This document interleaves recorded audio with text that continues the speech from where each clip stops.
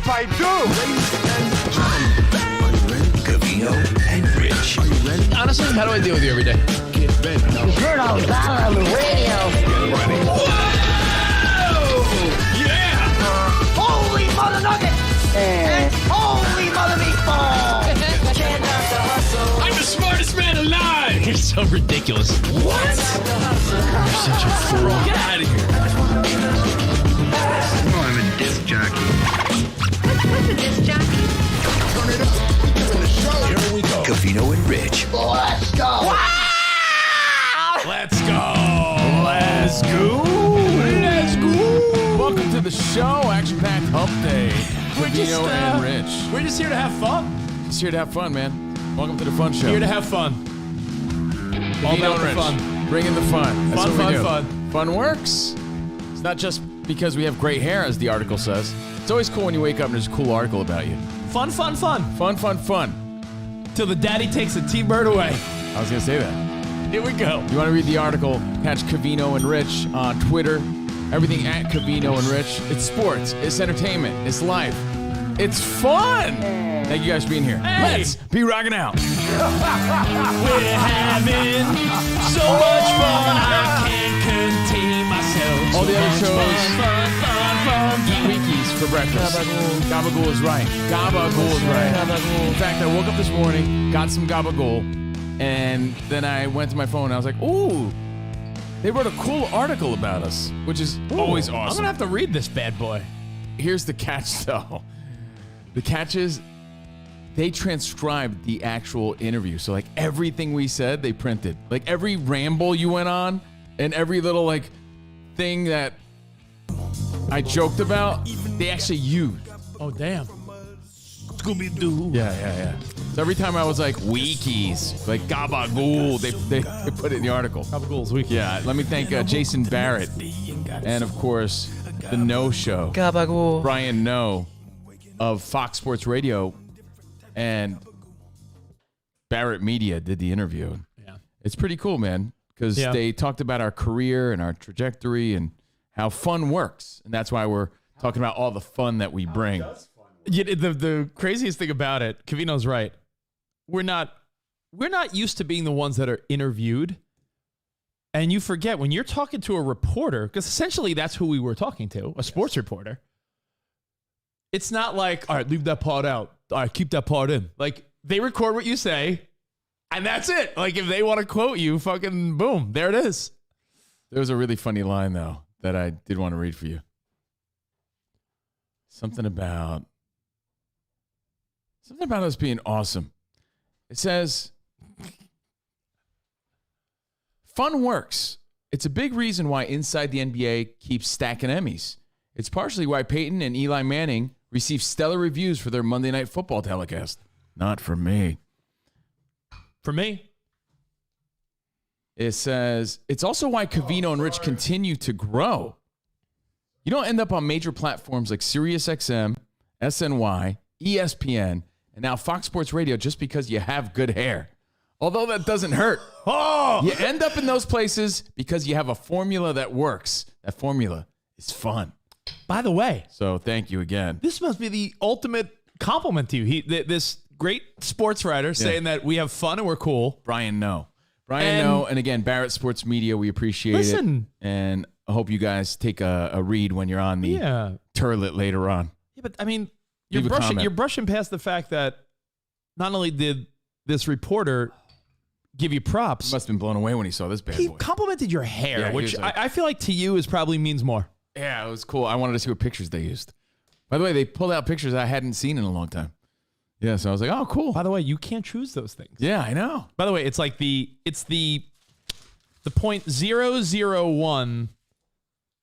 0.001% feeling that we'll get once in a while as to what a legitimate celebrity must feel. Like Yeah. they'll pick a picture for us for something, an article, and Covino's like, I don't like that picture. Yeah, how do you think? Oh, like an actual. How do you think Aaron Rodgers feels about that this week? How do you think like Camila Cabello or any of these celebrities on the beach, and it's like they choose the most unflattering photos. Aaron Rodgers. What do you mean? My butthole sticking out of my bathing suit? Sweet. Aaron Rodgers today, I saw another meme because he looked like a hobo. He looked like William H. Macy in Shameless playing for the Green Bay Packers this past weekend. It said, and it was that terrible, tired, bulbous, eye-looking, defeated face of Aaron Rodgers from this weekend. It said, Aaron Rodgers looks like Nick Cage playing Aaron Rodgers in a movie about Tom Brady. So in a movie about Tom Brady, it looks like Nick Cage playing Aaron so Rodgers. it's not even about Aaron Rodgers. He's like the, I got It you. took me a Makes second. sense. I'm like, what? It's like, I saw that too, and I connected yeah. the dots. Let's see, a lot of people saying, what's up? Shout outs to new subscriber, Eric Shin. Eric Shin? Eric Oh, Shin. damn it. Eric Shin. Oh, he's next there with Don Keydick. And, Don Keydick. Who's Don? Is Don here? Don Keydick. Yeah. Don Keydick? You know which one we forgot yesterday? Michael Rochburns? Mike Rochburns? Mike Rochburns. We forgot the Anyone? classic. I believe Doug Ferrier was like, yo, how could you forget the classic? Mike Hunt was probably the bend over of the really I think X-rated ones. Bend Over and Mike Hunt were the two that were like, those Mike are the Hunt. obvious ones. Mike Hunt. How could we have forgot that classic yesterday? We did shout out Wilma Fingerdew, right? Yeah, I love Okay. Wilma Fingerdew. Wilma Fingerdew is and a my shout out to favorite. Sherwood Lovehead, one of my favorites. But anyway, Wilma Fingerdew. I have lots of shout outs to give. And today I'm starting out with Brian No, who took the time to interview Covino and Rich. That's a fake name. Brian, No. Brian No and BarrettSportsMedia.com. Making things up. Marty Barrett. Just kidding. BarrettSportsMedia.com. BSM. Did a whole feature on CNR. And I love it, man. I think it's great. New subscriber, by the way, Hugh, last name Joss. What's up, Hugh Joss? Oh, hey, Hugh Joss. Thanks for being here. Someone hit us up yesterday. I think it was like Ben Nelson or somebody. Oh, maybe it was our new subscriber from the South. Do you know Dixie? Dixie what? Dixie, last name Normus? Dixie Normus? No, I don't know. No, you don't know. But welcome to the show. I think Ben said, I was given actual legitimate shout outs yesterday. Yeah. And he said, did Steve have a heart attack or something during the show? He didn't get not one of the names right. And I said, no.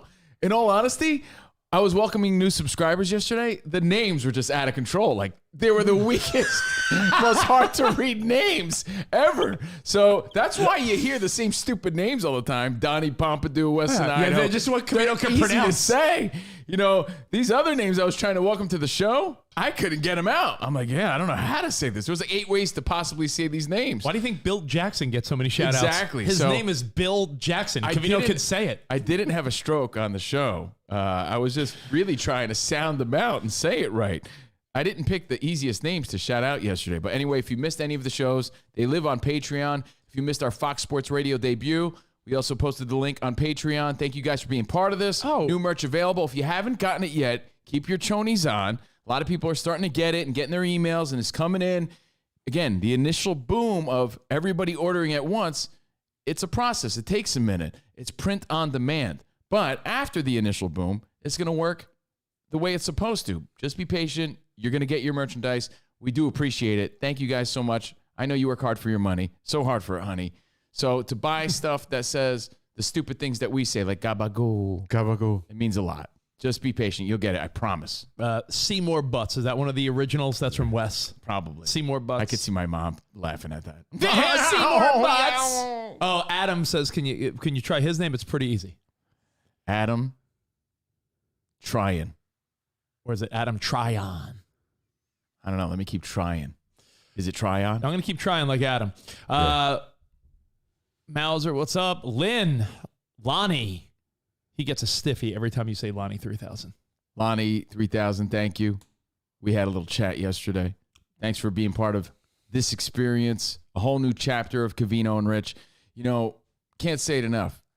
Things happen in life, and you do say, why? That sucked ass. And, you know, we've been really fortunate. But if all those doors didn't close and all these things didn't happen, I said it before, I'll say it again. We wouldn't be here right now. We wouldn't have this thing going on, which hopefully it grows and is cool. And, you know, even if it amounts to nothing, we wouldn't have had this experience, right? And something to call our own in this way. And that's kind of cool and a victory in itself. And we wouldn't have been doing the Fox Sports Radio thing. And who's to say where that goes and who we're going to meet and who's going to change our life. So thanks again. Thanks for being along on the journey with us. And thanks for being here. So Lasagna Don. that's an easy Gio. one. That's an easy one to say. Lasagna Don. Cool Lasagna Tex-Mex. There was a random post yesterday I saw on social media. Clee Taurus. Oh, clitoris. Clitoris. Thanks for clitoris. Thanks for rocking out with us. Clitoris. Oh, cool. There was a random meme / question I saw on a social media page. It said, "Name a random Clitoris. thing you just have a crazy abundant of." Right? Abundance or abundant? Abundant of. Well, you know, What do you got abundant of? I got abundant. you know, every meme has to have one I misspelled got word. I got a bunt. I'm pretty sure it said abundant. Oh. And I That's what I immediately. mean. What do you and got this an is- abundant By the of? way, this was like a random thing, but Yeah. I guess some of our listeners were also on it. Crazy abundant. And I wrote naked nudie shots of Gio's mother. Oh. Nudie shots of Gio's mother. But hey, I'll pose this question: is there one thing that you have an abundance of that no one else really does, or they'd be surprised to know? An abundance of? Yeah, because I mean, My dude, my mother has an abundance of something that she just narrowed down because I think she gets her closing date soon for her Debt. house. Is that what you're gonna What? say? Debt? Debt? No, not debt. Actually, all right. my mother has zero debt, Oh, I was. but that's because she has zero credit. Right. That's the positive, I Any guess. updates on your mother? Yeah, I'll give you a mom update right, later. I want a I'll mom write that update. down. Mom update. My mother counted from the time my siblings and her kids were little till now. My mother had close to 500 DVDs and Blu-rays, How many? like close to 500. She wanted to keep them, huh? And I would well, argue. no, I would argue I had that amount. but she had spot. You know those cases people get, like those metal things from like Best Buy, like the swirly DVD. Yeah. She had like 5 of those. Oh my God! Yeah. So I mean, we're talking. you mean like- Marianne had. She ordered online. Actually, I ordered to send to her 2 cases that held just the DVDs. I was like, throw out the plastic you know what cases. happens? You become identified That reminds me of with someone. this sort of thing. I know. Who? Had these like 2. Remember, Rich? You might remember this Yeah. guy. He had 2 big black racks, and we actually. I remember having to move them. Oh, thousands of CDs Thousands on of rickety CDs old cases. on a rickety old case that where it like shifted back and forth when you touched it. yeah. I remember having to like wrap it in like 6 layers of plastic wrap and tilt it and pick it up. And I think to this day he still has them. Me? I got them. Oh, it's it's you. That's right. And I'll It's tell you. you what, man. Now my daughter shows interest in it, and she wants to see them and look through them and play the actual yeah. CDs and You- stuff. Because do you have having a your CD old player? You having your in my sauna, I do. In my sauna of rage, which I might step into later today. You have. It's funny because Covino's sauna has like the interface of like a car from the 90s. It's a Like, car it's like a car stereo. It has a CD player in it. When you leave the sauna, do you take the face off with you? So It's no one called can a steal it? CD player, Jules. I could. Anyway, I was, rummaging through this little social media post, and it's wild to see these people, the things they have, the random things. Like there's this guy, he's like, yeah, my name's Bart. I got an abundance of fishing lures, right? And he's like, Said, and he has an abundance. thousands of them. Someone says I have an abundance of Tiger T-shirts. It's You true. do. It's I true. have like 4. No, but I do. My point was like you become identified with something. Like, oh, Grandma fucking Rottenbush has a love of elephants, so she has every year someone buys her a little elephant knick-knack or something, knick-knack or paddywhack. So you collect things throughout time, but just seeing people's sneaker collection, you're like, Jesus, slow down, dude. Or they're I got an abundance of comics, and then you see, or like our buddy Mike Durband. You ever see his like toy collection? He's a collector. It's like Look at our buddy Chris Rucker, the all night fucker. yeah, What do all we his call- the all night Mosaga. I thought it was all night fucker. No, he's got the. he has let's like not a- give him that much credit. he But has he's like got a- a wrestling He's good for a few- memorabilia. He's good for a few minutes. He has a sweet collection of wrestling memorabilia. I see Yeah. that in the room where he does his podcast. Like my Uncle Bill, right? I guess he probably mentioned, and he does, for the record, he likes lighthouses, right? But I'm sure for years, with that knowledge, everyone's like, I saw this lighthouse on my trip to Nantucket, and I bought this for you. And I couldn't help it. And he probably has a collection of stupid things like that. It's be careful with those things, though, and I'll tell you why. We talked about this probably a decade ago. So, and by the way, Spot, are we going to keep the Ted Lasso theme all day? Actually, the Believe sign's good. I'm just gonna leave belief. It makes me feel good. You know, my Aunt Googie has, I don't know if she still has, but she had. And I only bring it up because I saw a funny meme about it. Remember Precious Moments? I saw a meme that said, yeah. I saw a meme that said, they're Funko Pops for old people. They are. That's so fantastic. Or bobbleheads or Funko Pops for old people. I have one precious moment that my dad's sister, my Aunt Linda, got Sarah and I when It's we like got engaged, and I actually have it displayed because it's just one, but it's like a little I thought your favorite precious moment was Actually, hold on. when you and your best friend Anthony Gambino exchanged lockets. Our grandparents had Hummels. Yes, I got a few of my grandma's Our Hummels. parents had precious moments. Yes, yeah. And we have No, my another. mom actually went retro because she's a spirit of the 1920s. My mom has an abundance of Norman Rockwells. So, Steven, I got Norman Rockwells. She's got like paintings? No, of the actual little statues. Oh. Yeah, and plates and collectibles and things like that. I used to when I was a child. Did you just break that right now? No, it's been broken. It's like sort of broke off. So You know what that is? That's a Funko Pop for old people. Tom Brokaw? Here, Spot, do you want to do the doodle cam? I think is it? Oh yeah, it is on. Yeah, it broke, but Why don't you glue it? Are you waiting for Sarah to do it? No, because we Sarah's haven't, good with the glue gun. because we haven't had we just moved and things break during unpacking and dirty. stuff. So Doesn't take a long time I to guess glue something. I don't know. It was in an old box, I'll but it's bring the my only. You brought up Precious Moments as the only one we have, and it's a little boy proposing to a girl. So Why is she facing the other way? Or did you put it together wrong? Is he really proposing? I think you put it together wrong. No, that would make no sense. It's the Emmy, Ben, and Piper. I like it. Got to keep that bad boy. So anyway, I'll keep it out here. there's no takeaway other than, you know what I have an abundance of still? Stupid shit from when I was a kid. CDs, baseball cards, not money. I wish it was money. But it was weird insight on random people that I didn't know. And a few, like I saw Eddie Fight chiming in, like people I did know. It was a random post on social media. And you see the shit that people collect throughout their life. And you're like, wow, okay. That's cool, I guess. It's really weird, man, to see that sort of shit. But my answers are pretty simple and basic, to be honest. I don't really. I think because I've moved so much. I'm not saying you haven't, because you moved with your ex quite a bit. I haven't. I moved like 7 times in the past 10 years. Yeah, but I'm saying I'm not trying to. What do you call it? Upper pants? Fucking Captain Upper Pants. I'm not trying to Captain Upper Pants you, but I think I've moved even more than that, to the point where I got. Not in the past 10 years. Definitely not. I mean, just in California, just in this town, I lived in 4 different houses. Yeah, I know. In this town. Mm-hmm.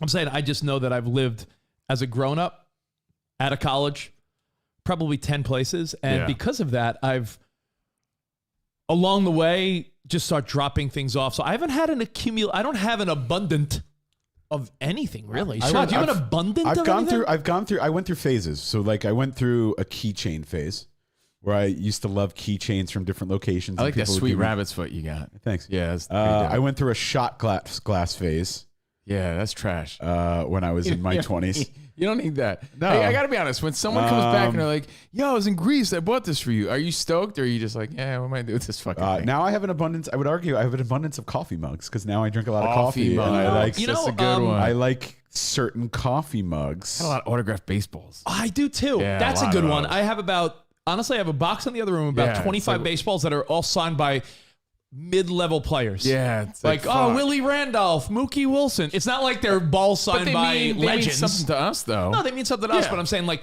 if it was like, dude, I have this baseball collection. My baseball collection is signed by people like Bernie Williams, like good players, but it's not like Mickey Mantle. Magnets on your fridge, I have an abundance. Rich gives or throws away all his shit every time he moves. It's true. It's true. I gave away one Nespresso machine, and I'll never live it down. No, you just you're the started worst. throwing shit out. You're the worst. Who this? Butch Weiniger. Let's Random see. baseball player. Magnets. My wife and I started doing something a while back. Anal. The nasty dance. Pegging. Yeah. Pegging. That's funny. Finger deuce. Finger deuce. Wilmer finger deuce. Finger When we would go on vacation, Sarah and I were trying to, like, and you know how it is, like, you know how you always say when you try to get a nickname and force it, it doesn't work, or you try to do something and force it. Like, forcing it never usually works. Right. The old T-Bone story. Yeah. T-Bone. When Sarah and I go on Rich vacation. has an abundance of nicknames. You tried to call yourself the Hog Monster and it just wouldn't Yeah. stick. Oh, Hog Monster You're- didn't stick. Advance Pilate. You're Doodle Boy. What did I call him this morning, Spot? I called him something else this I morning. mean, a million nicknames. I'll take them all. I love it. I love it. Now, I had a new one for you. Something that you're into now. Not Lasso Boy. Something else. Oh, that's so. I just said it to you, Spot. You sent it to me? I said it to you today. Damn anyway, it.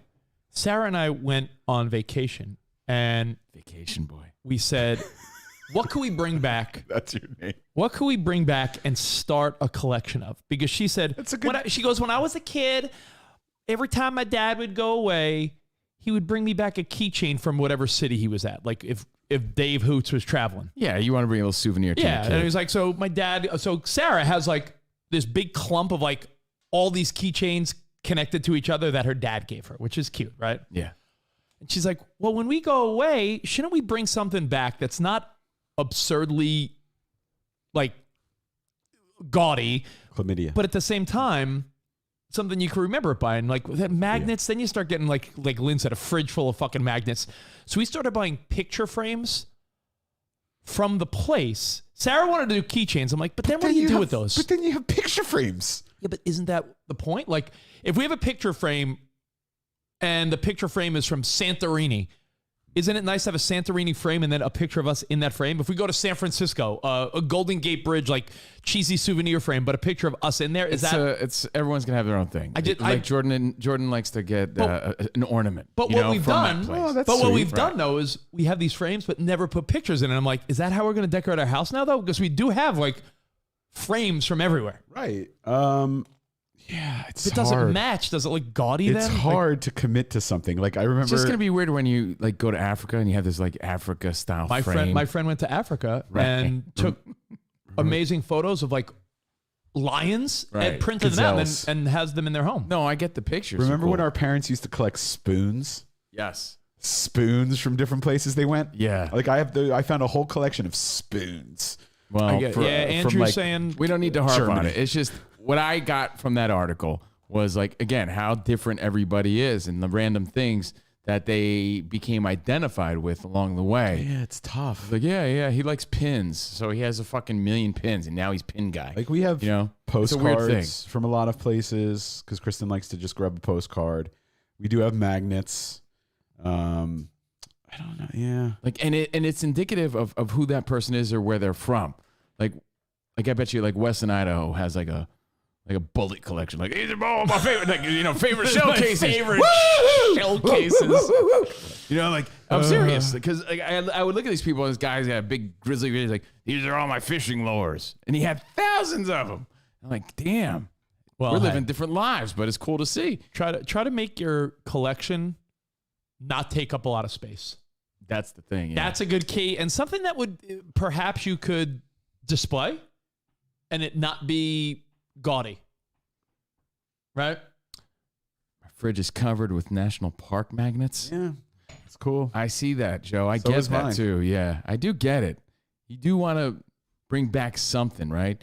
But something I noticed the other day, and I do have plenty of pictures of Gio's mother that I'll show you later if you want. Good. All right. Thanks for all the feedback, guys. At Steve Covino, at Rich Davis, at Spot Center. Let's get into this. Hope you had a great Tuesday night. Hope you enjoyed your tacos. Hope you enjoyed your games, your Bachelor in Paradise, whatever it is that you did. Your Mets documentary, 30 for 30. I don't know if you started that. I've not watched How could it yet. you, Mr. Mets, not watch that shit? You even got the Met there. I mean, Feed your phony baloney. Truthfully, Yeah. I feel like I wanted to watch it. I'm not a Mets fan. I will absolutely watch it, but I've seen every documentary, read every book, done No everything way. about this is team. different. An ESPN 30 for 30 two-part. Actually, I think it's 4 parts. I think 2 parts aired last night and another 2 parts aired. It's like a 4-part series. I mean, I'll check it out. I'm not like. There's no way you've seen it. I know everything about that fucking '86 Mets team because it's the only thing the Mets have ever done good. So I'm gonna watch it. Yeah, if but they're interviewing like old ass Keith Hernandez and Lenny Dykstra and all these guys, and you get they their all old have guy jobs in perspective. the media now, so they're not going to talk about their cocaine days I heard too openly. Dykstra was laying it out there. It's so. Lenny Dykstra. He talks about his penis all the time. Still, that's your team. That's your squad. That 86 squad. Anyway, that debuted yesterday. Whatever it is I'll you watched, definitely, I hope you enjoyed it. Thank you guys for being here once again. I'll definitely check it out. I went to sleep. I tried to go to sleep a little earlier than usual last night. Wes asked a question. He goes, if you want to be ADD, you mentioned the moving. What do you think the normal amount of times for someone to move as an adult? Like, how many times have you lived in a different place post-college? Like, you graduated from college. You got to start it, unless you didn't go to college. Let's say you just went right into the workforce. Not counting mom and dad's house. How many places have you lived? Basement of mom and dad's doesn't count. I think based on this question, I think career changes has something to do with that. And it was like 7 per lifetime was the average back in the day. Yeah. I don't know what that is now. People job hop and people move a lot more than they used to. My parents moved twice in their entire lifetime. And that's what I wanted for me. I moved twice in the past fucking, 9 months. So, yeah, I'm exaggerating, but it's a different lifestyle now. So, shit, it depends where you're from. It depends what you do. Like,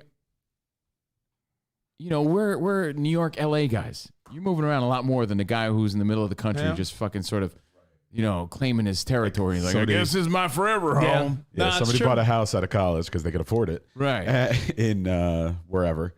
We've been moving from apartment. It's apartment living. It's We're regional. moving from apartment to apartment to apartment. Regional differences for sure. That being said, some people in Military families and Military families there's exceptions to all this, but No, but a guy like Ian Kennedy, I bet you he hasn't moved all that often. I bet my you answer? he's settled in, Do you know your wherever answer? he No. I is. feel like he still lives at home. do the math real quick. Do you know your answer? Of the average, No, not the average. You. I do. I know mine. how many times have I moved? Yeah. Your condo in Jersey, your Jersey townhouse, right? Yeah. You lived home before that, right? And I lived with Layla in Studio City. It was her place. but Okay, I moved in. Layla in Studio City. then Then you I- had the Woodland house Hills. the house in Woodland Hills on Don Pio, right? Yeah. And Then you had the Dunman. boy band house, Then Hannah. and then Hannah, And then the one when you lived in then I moved in Encino. Encino, and now the place I'm in now. And you lived with your sister too, and that counts because you were there like a 6, year. 7, so that's 8. 2, 3, 4, He 5, lived with 6, you 7, for 8. how long? Like 2 months? Does that That count? might No, that count. doesn't count. Yeah, 'Cause I didn't that's a move couple my months. stuff Yeah, you didn't in move and your out. stuff. Yeah, So 8. yeah. I'm at 10. Wow. Yeah, Spot. What are you, crazy. 5? No, so I lived at home. So then I moved in with Jen. Yeah. That was 1. Then I moved back home. Then I moved in with Kristen in 1 apartment. Then we moved apartments. So that's 2. And then we moved here. So that's... Yeah, but when you moved to LA, you lived with me. Oh, Then you okay, lived so here. So you 5, 6? 5. Yeah. Yeah, 5. What's Yeah. weird about that for me is, again, But once again, I They're didn't chapters. move. They're I didn't- chapters of life, I right? had these 8 chapters of life, right? That like close family and friends know nothing about. That is crazy. That's fucking weekies. Honestly, that's how I feel about that. That's no knock on my parents. It's just how life is. I'd like my to- family. I'd like it's to just how think- life is. It's like Don't you like to think that this one, like, I'm like, right now, this is number 10. it's chapter And 10. I'm hoping like this is Forever home. a A long chapter, I right? mean, At least a nice long chapter. I would like to live here until the kids are at least like grown. It always, like, it always bothered unless me something that crazy happens. that I had, because there's something about the comfort of home, right? And the comfort of the consistency, I guess. Yeah. What's the word I'm thinking of? I mean, I would say this is too much of an inside conversation, but when we're doing Say it again. Patreon, there's no like new people listening. So everyone watching and listening right now knows us for years, right? So Yeah. look at it this way. Any story you tell, people may have a recollection of. Like, Spot, if I asked you, what place did you feel most at home in, and what place did you actually like the most? So it's an interesting question because it doesn't necessarily It is. always mean the current place. But I My always felt- favorite apartment was my second apartment in Mount Vernon. It was a 3-bedroom. It was huge. It was an old style apartment, beautiful. Is wood that where you had the floors. Christmas party? That's where I had the Christmas great- party. that was a great apartment. I had a dining room. In my It was a apartment. dope place. Mm-hmm. It was. It was like spacious. It was, it was in Big. it was in a decent area. It wasn't in a bad area. It wasn't in a Looked great like, area, but it I was feel in like you had a study. Like it looked like a study. Yeah. I was like, I had a room for an office. It was like, door to door, like 45 minutes to work via train. The It was a cool only place. the only reason for Oh. me to move ever again Okay. is if I hit hard times or the opposite, where like all of a sudden something ridiculous This guy, happens. he hits high times. Yeah. That's your new nickname. High times. I was looking in your Yeah. hallway. He's got fucking High times. gummies right there chilling for Ben to eat. And I was like, here he They're is. on the Fucking top shelf. Gummy boy. Yeah. Gummy Me boy. on gummy. I called him, that was the nickname, Gummy Boy. Yeah. So anyway, We what I have was one every saying night. is, I need to when chill. you have kids, right? And I'm thankful because there was always a sense of security with the feeling of home, right? My parents only lived in 2 places my whole life, home, and I always felt like, and I still feel a little bad that my daughter's never had that. She's never had that sense of security, that sense of home, and you do your best to try to provide that.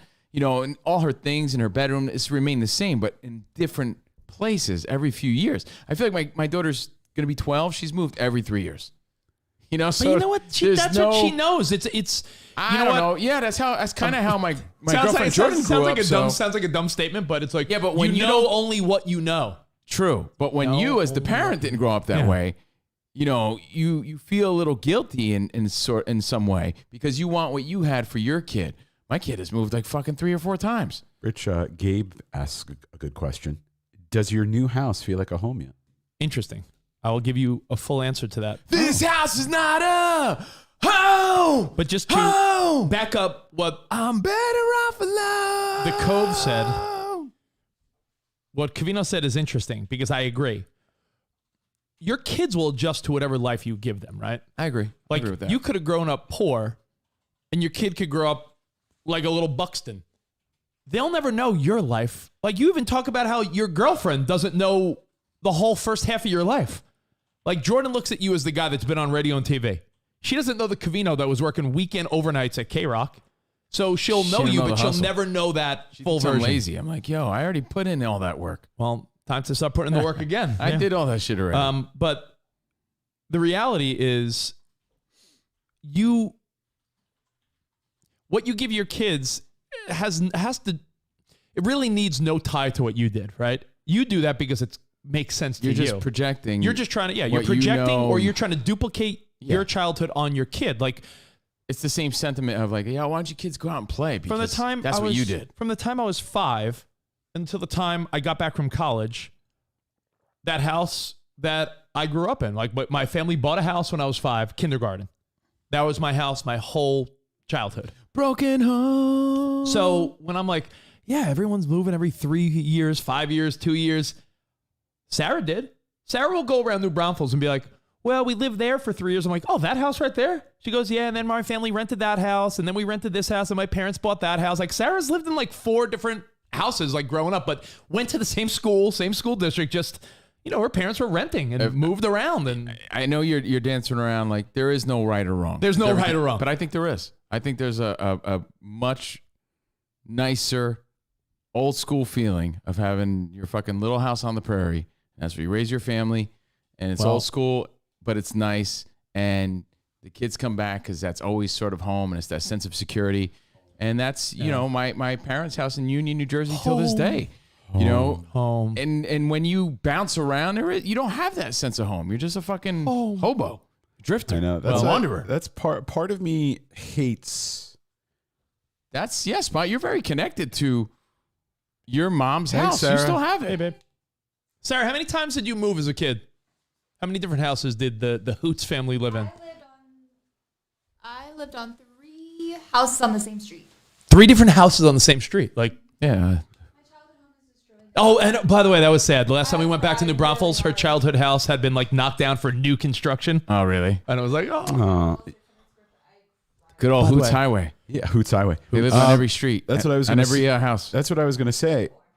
I almost hate to let go of my family house and property Yeah. because to There's me, security. it That's is. home. It's home. It's my home base. It That's will always, home. like it like to me would have always been. Okay. It doesn't matter what, you know, where I am, where I live. I've been out here for years now. I always have that home Once base. that house is gone, Spot, and I'm not trying to bring you, I'm not trying to it's bring you gonna hurt sadness, but so much. you and your siblings will make a nice amount of money and you'll be good and everything. But what's home base? Like, if your parents are no longer in your childhood Am I town, gonna have to stay with like one of my siblings? what happens to where do you call home base? Right? Like, my dad lives in Queens. Queens. My mom lives all the way out on Long Island. So when I go back to New York, people may wonder, like, you know, like, why do you stay with different friends and hotels and this and that, and then stay with your dad half the time? Because there's nowhere that is my home base. That's why I'm saying I think there is a better answer. And that's why I did want that for my kid. And I hope she does have that sense of forever home someday, you know, and that sense of security.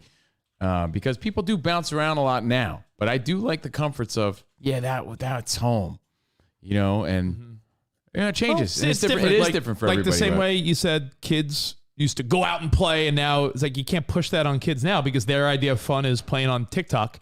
You can't push what was the standard in the 80s and 90s on your kids now, right? And by the way, to answer the question, my favorite place that I ever lived, probably the apartment on the Hudson River in Jersey City, Hoboken. What do we call that? Dope View? Not the Ivory Tower was the New York City apartment. That was okay. That was a fun time because I lived in Manhattan. Dickie Doo's Dope View. But the waterfront place I lived with Sarah when we first got married, that apartment, that was my favorite place I ever lived as far as... It was a great view. Walk to Hoboken, path train downstairs to Manhattan. That was my favorite place. But this place right now is starting to answer the question, starting to feel like a home. I loved my house in Union, New Jersey, but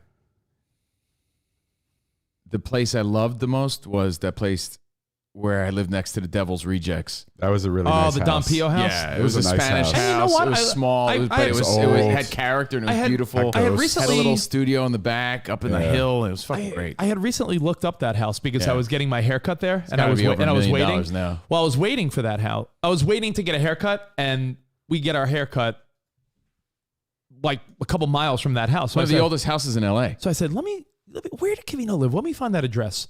I looked it up on Zillow because I remember them saying, we got to sell it. When they sold it, you could have bought it for like $7.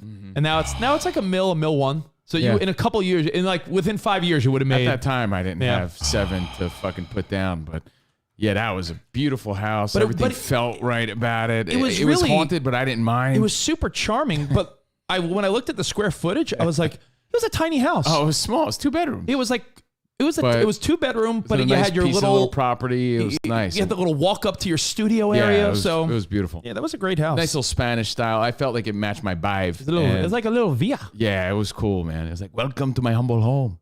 So anyway, home, the comforts of home. Hopefully you get a little bit of that here on this show. This is our new home. This is our home. Our Tay Diggs. Welcome to our home.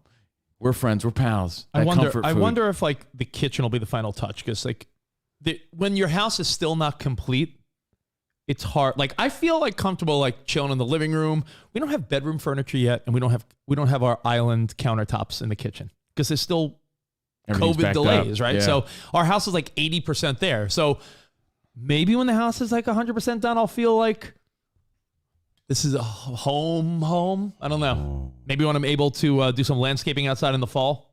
Who knows? But hey, thanks for hanging with us. It happens. We can end on that note. Yeah.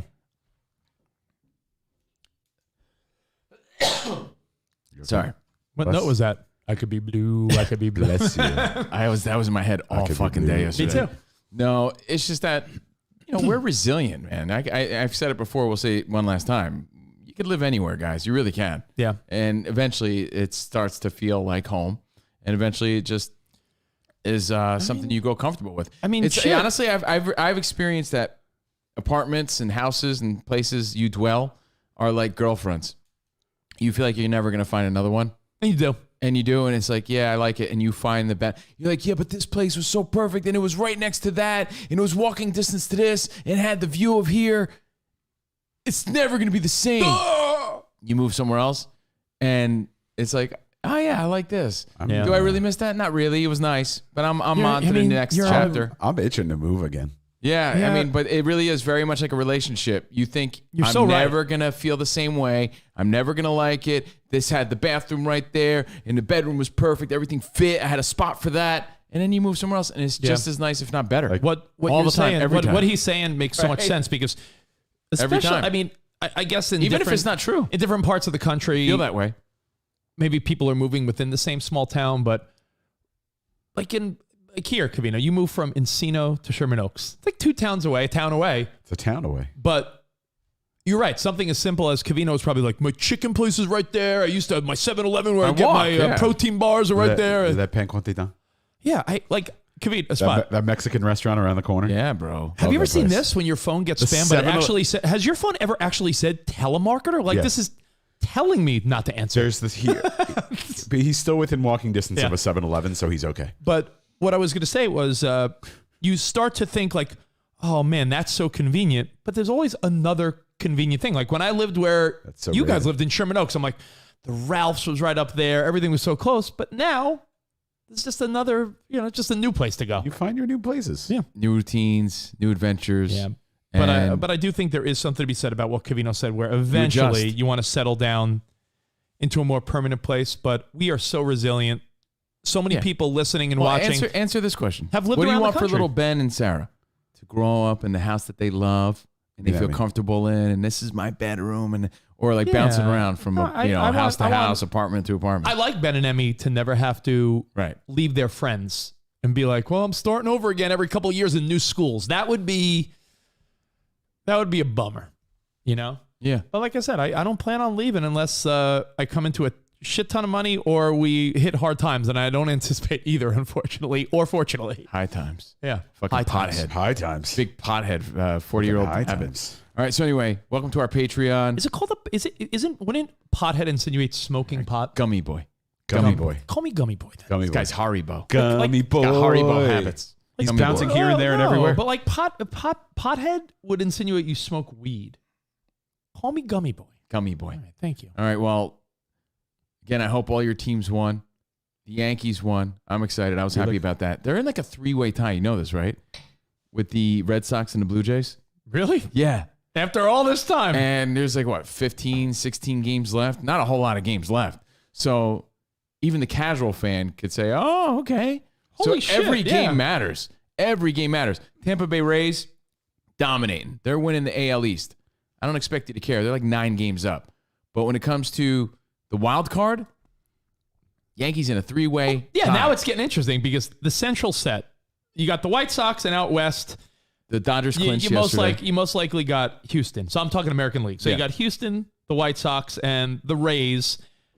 But the wild card, there's 2 teams that play one game, and those 2 teams are going to be of the 3 AL East teams. You know what they were doing? I've never They're saw also before. good, those They teams. were huh? ranking the difficulties of the schedules ahead, but there was like a percentage, like a new stat. I know that's tough Yeah. to do though, because like your team could go. But the Yankees have a more easy schedule than some of the other teams. But then again, like shitty teams at the end of the year love to play spoiler. Like how many times have like a shitty team like the Marlins fuck someone up at the end of the year? 100%. So I would not count on 100%. that. Yeah. You could be like, well, yeah. For all you know, a team like the Orioles could fuck someone up. Like all of a sudden, And the that's their Orioles victory. the Orioles could take 2 out of 3 from the Red Sox and fuck the Red Sox, and all of a sudden you're like, oh man, really, So, Orioles? I don't expect you to care, but on a personal note for me, I'm like, important ooh, time of the every year. game counts. So when I go home today, I'm like, ooh, do I rage in my sauna? Maybe. Do I get fired up for the Yankee game? Fuck yeah. Yeah, you do. Can't wait for that. So Yankees are in it. Every game counts. Paradise Island was good last night. Enjoy that trash shit. I love it. I think it's fantastic. Paradise Island? Bachelor in Oh, Paradise. I'm yeah. sorry, Bachelor. I wrote Paradise. You know I'm Ron Burgundy. I just say what I write and what I read. Bachelor in Paradise was great, and I didn't watch the Met documentary, but I'll watch I'm that all tonight. caught up on Ted Lasso, and here we are today. So I don't want to be like Mr. Negative Pants, but there's been something I've wanted to sort of discuss based on some of the feedback we got. But if you have something more positive that you want to get off your chest, I'd rather do that first. Okay. Because I'm feeling good. I don't want to. I'm like Michael Bublé, bro. Feeling good today. I don't feel like I don't feel like raging. Okay. The shadow's bothering me. This shadow. This shadow. See it? The shadow on your shirt? Yeah. But anyway, My it's a gloomy. It's getting cool here on the West I Coast, like by the it. way. Day. Yeah. I woke up and I was like, you know what? I dig this time of the year a lot. It's unbearably hot in California, and I get Yeah, it, a in lot of Arizona places, and yeah, Vegas, and a right. lot of places that you're listening from, but especially where Rich is right now. And now this time of year, it starts to cool down a little bit. and you're nice. like, oh, I this is perfect. said that to Sarah this morning Yeah. because I went out to check the lawn like an old guy does. I was like, did sprinkles go off this morning? And I did you said, wear your fucking weak ass Jeepers? I did. Your weekies? I went barefoot. Just walking out to the driveway. And I said, this weather, stay like this. You don't want it cold, but when it's like a little it's a little- chill, it's a little gloomy. overcast. It's I don't like. overcast. I don't want. I like the gloom a little bit sometimes. Every once in a while, it's nice. It's the marine layer. Fuck that. I like Comes out from over the occasional ocean. gloom spot. Occasional gloom is nice. Occasional gloom is nice. By the way, did you see your hog shadow? Because that means more winter, more I saw summer, my hog right? shadow this Yeah. morning, guys. 6 more weeks of fall. Yeah. So my hog 6 shadow. more weeks until we get to drink pumpkin spice lattes. Nice. There you go. I Shadow? I did want to recommend a TV show.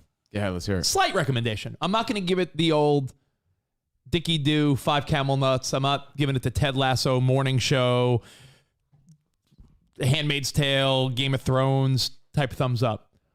But I've watched 3 episodes. They were like a half hour each. It's good. This is why you didn't watch the Mets thing, right? That they beat yesterday? Do you think my wife wants to watch? Do you think after a day of dealing with 2 little Rugrats, my wife wants to watch the Mets '86 documentary? I'm but asking you said you a it like, this is what I watched instead of the Mets. No. I swear to God. Okay. I'm saying this is why you didn't watch it, right? We're back to that. I'm just trying to piece the conversation together. Okay, yeah. No, I thought you were being like, I thought, okay. If I was, I'd tell you. We watched the first 3 episodes, and I know you have Hulu or no? Mm-hmm. First 3 episodes of Steve Martin, Martin Short, and Selena Gomez. Yeah. Only murders in this building. Yeah. And I don't know if you like Steve Martin, then you'll like this. It's like typical Steve Martin and Martin Short 80s, 90s humor. Does he play the banjo in it or no? No, but it's there's something interesting about it. It's like a murder mystery. Like they're figuring things out. They're Like 3 very strangers. Clue-like? I mean, there's nothing. I'm not giving anything away, but it's 3. They're 3 strangers. Like Martin Short's like some zany Broadway director. It's very New York. Steve Martin is like a retired actor that was on like a sitcom back in the day, and Selena Gomez is like just a young post-college type of kid.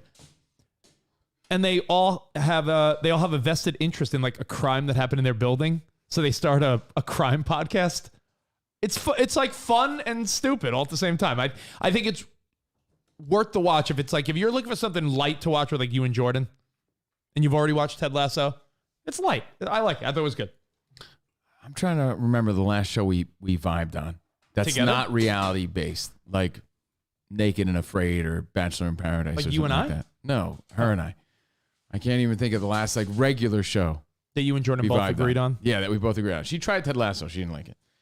I'm all caught up on that. But I'll I've been check that watching- out 'cause I've I been like Martin watching, Short and I like Steve Martin. So. I've been watching that show too, Rich. Not a bad show at all. That's Jen Brown. Cubs fan said it's a great show. Not too over the top. Only thing I hate is how nasally Selena Gomez sounds. She always sounds like she's got a cold. Really? Yeah, it's like I said, not a show where I'm gonna be like, yo, Covino must watch. I'm not giving it the But Ted it's fun. Lasso, but It's fun. Yeah, it's fun. It's because there's certain people that are just always funny to you. Like Martin Short to me, it's just such a character. Martin Short? I saw a meme of Joel Osteen. Is it Osteen or Osteen? Osteen. Joel Osteen. And it said, this looks like a picture of Martin Short playing Tim Allen in a movie. And this picture, it was like Unbelievable. so I know. accurate. I It was know. like, yeah, Joel Osteen in this photo, yeah, really does look like Martin Short playing Tim Allen in a movie or something, however it was worded. There's some but weird similarity in their it was faces. so funny. Yeah. Like they look like they're morphed somehow together to create one man named Joel Osteen. So yeah, Martin Short is great. He's great at what he does. Terry also saying I've been so watching underrated. I've been watching Only Murders as well. Not bad at all. Only Murders. Yeah. I'm forgetting the name of that. Only Murder. I was wondering how they got the name of it, and I'm not spoiling anything. Yeah. There was like another crime, and Martin Short's like, "Ooh, maybe we should investigate that one too." And Steve Martin is like, "No, only murders in this building." Only Murders. Pull up that meme spot. I just pulled it up. Yeah, but I want people to see it again. Martin Short. It's Joel Osteen, or is it Martin Short? I saw somebody say that Joel Osteen looks like Martin Short pretending to be Tim Allen, and I can't unsee it now. It's the most accurate statement ever uttered, and that's gone viral. And you're like, fuck. Courtesy of what, Men's Humor? Yeah. Anyway, thank you guys. It's like when someone pointed out years ago that Troy Aikman looks like the white Jay-Z. Yeah, that's all you see now. Now, every time I see Troy I Aikman, can't I'm like, yo, unsee he's it. just white Jay-Z. I can't unsee. Spot, you ever see that one? What I saw. Yes. He's the white Jay-Z. That shit is funny. All right, so Only Murders? All right, if you say so. It's fun. Let's get into the fucking nitty gritty then, I guess. All right. Well, sadness yesterday in the form of Norm Macdonald. You know, he's one of those guys that I was racking my brain yesterday trying to figure out if we had Norm Macdonald on our show. I've talked to him a handful of times on the morning mashup. I don't know. I know I could feel the presence of meeting Norm Macdonald. Yet I couldn't locate a photo. I looked. I looked too. I was like, and wait. then I started jarbling my memories, and I'm like, no, that's Adam Carolla I'm thinking of right there. Don't know why I'm confusing those two. Never did before. And I'm like, no, but I know I feel we've talked to Norm Macdonald. Then I'm thinking to myself, well, how would I forget that, right? But I really think we've had Norm Macdonald on our show, man. I really do. Well, he was one of those guys that, when Turd Ferguson. When there's a question posed, what celebrity death hit you hard? Yeah. Very few for me, truthfully. Because if you don't know them personally, it's hard for me to be like, man, I'm really bent. I get it if you're a huge fan of a rocker and like Chris Cornell or Kurt Cobain back in the day, or if an artist dies, Chester Bennington. Adam Carolla and Norm Macdonald have similar auras. So Alejandro could see that. You know what's funny? Is my weird aura picked up on that subconsciously, because I never thought consciously that these two had anything in common, Just like at all. You and Luis Guzman have the same aura. Same aura, same guy. Yeah, I've always thought it's that. orange. Yeah. My aura. But Norm Macdonald was one of those guys that Hit you. yeah, and you may say, well, you never really brought him up. But in my personal life, I've seen Norm multiple times do stand-up. I've bought tickets to see Norm. Sarah and I went to Connecticut for a weekend, went to a casino, saw Norm. I saw him at Gotham. I've seen him at Caroline's on Broadway. My buddy Matt is like a Norm super fan. So I guess, in my personal life with some of my old school buddies, we've always joked about Norm. So yesterday there was a lot of like, oh shit, Norm. And then watching old videos. I think I had mentioned on the air like a month ago, I had gone down a rabbit hole of Norm Macdonald late night appearances. And there was no one better. And it really did upset me yesterday. I would say since we started doing the show, might be one of the ones that bummed me out the most. You know what? Kobe Bryant bummed me out. That was tough Norm. for everybody. There's been a few, but this might be one of the ones that bummed me out the most. I mean, I actually watched half of Dirty Work in tribute yesterday just to be reminded of how funny it was. It's on HBO Max. Shout out to Biggie DeLine. But Dirty Work is a really underrated movie with Chris Farley and Artie Lang. Worth the watch. Definitely worth checking out if you've never seen it. See Norm Macdonald. I don't want to say at his best, but in a movie, getting some movie props. It's directed by your boy Bob Saget. So it has a good vibe to it. I was always one of those guys that sought out Norm stuff. I'm not lying. Like I watched his TV show when the Norm show was on. I watched his stupid sports show. I watched his interview show on Netflix. Remember when that came out? Yeah, that was pretty good. I used to love all of those things. And yeah, I guess it's just really, really sad to see a guy with such comedic timing. The thing was, Norm's jokes weren't funny as much as just he's so funny. Super funny. I don't know how to describe him. He's one of those guys that anything he says is sort of funny. So what he's saying, if you said it, wouldn't be funny. It's funny what defines Norm Macdonald, because you see all these bits that people post, and like the Turd Ferguson one really is like one that really defines his career in a lot of ways. And that's part of the reason why we didn't know he had cancer. He was battling cancer for over 9 years, almost 10 years or something like that. And he said he didn't want the cancer to take away from the way people remembered him and his comedy, which he treasured so much. He really loved his comedy and how people viewed him and put so much heart into that he didn't want the cancer to overshadow that. I agree with Gabe. Norm made unfunny things funny. Spot, I sent you a few clips. I would love to just... I loved his take on cancer, though. I don't think I'd ever seen it.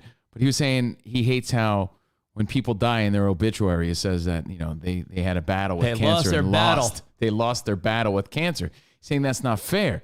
He goes, because, if they died, doesn't the cancer sort of die too So it's a with draw. them? So technically, it's, It's a a draw. draw. Oh, Like it's you, good. you It's know, funny. it is funny and it's Thought true. you never saw that one? So he didn't lose his battle with cancer. It's a draw. It was a draw. He fought hard. It was a draw. Can I play Do you turd? see Patton Oswalt posted a picture of Frank Stallone in tribute because Norm's inside joke was he would always blame things on Frank Stallone. Oh, really? Yeah. I saw stupid idiots on TikTok posting like "Rest in peace, Norm Macdonald." And they're posting just all these clips of Kevin Nealon.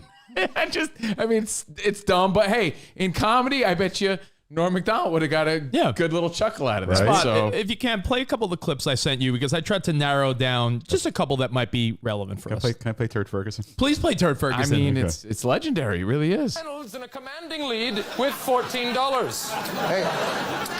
Hey, check out the podium. Look at this. Mr. Reynolds has apparently changed his name to Turd Ferguson. Yeah, that's right. Turd Ferguson. It's a funny name. Great. That category is about French phrases, so let's just skip it. Hey, I speak a little French. You're an ass bite. Pardon my French.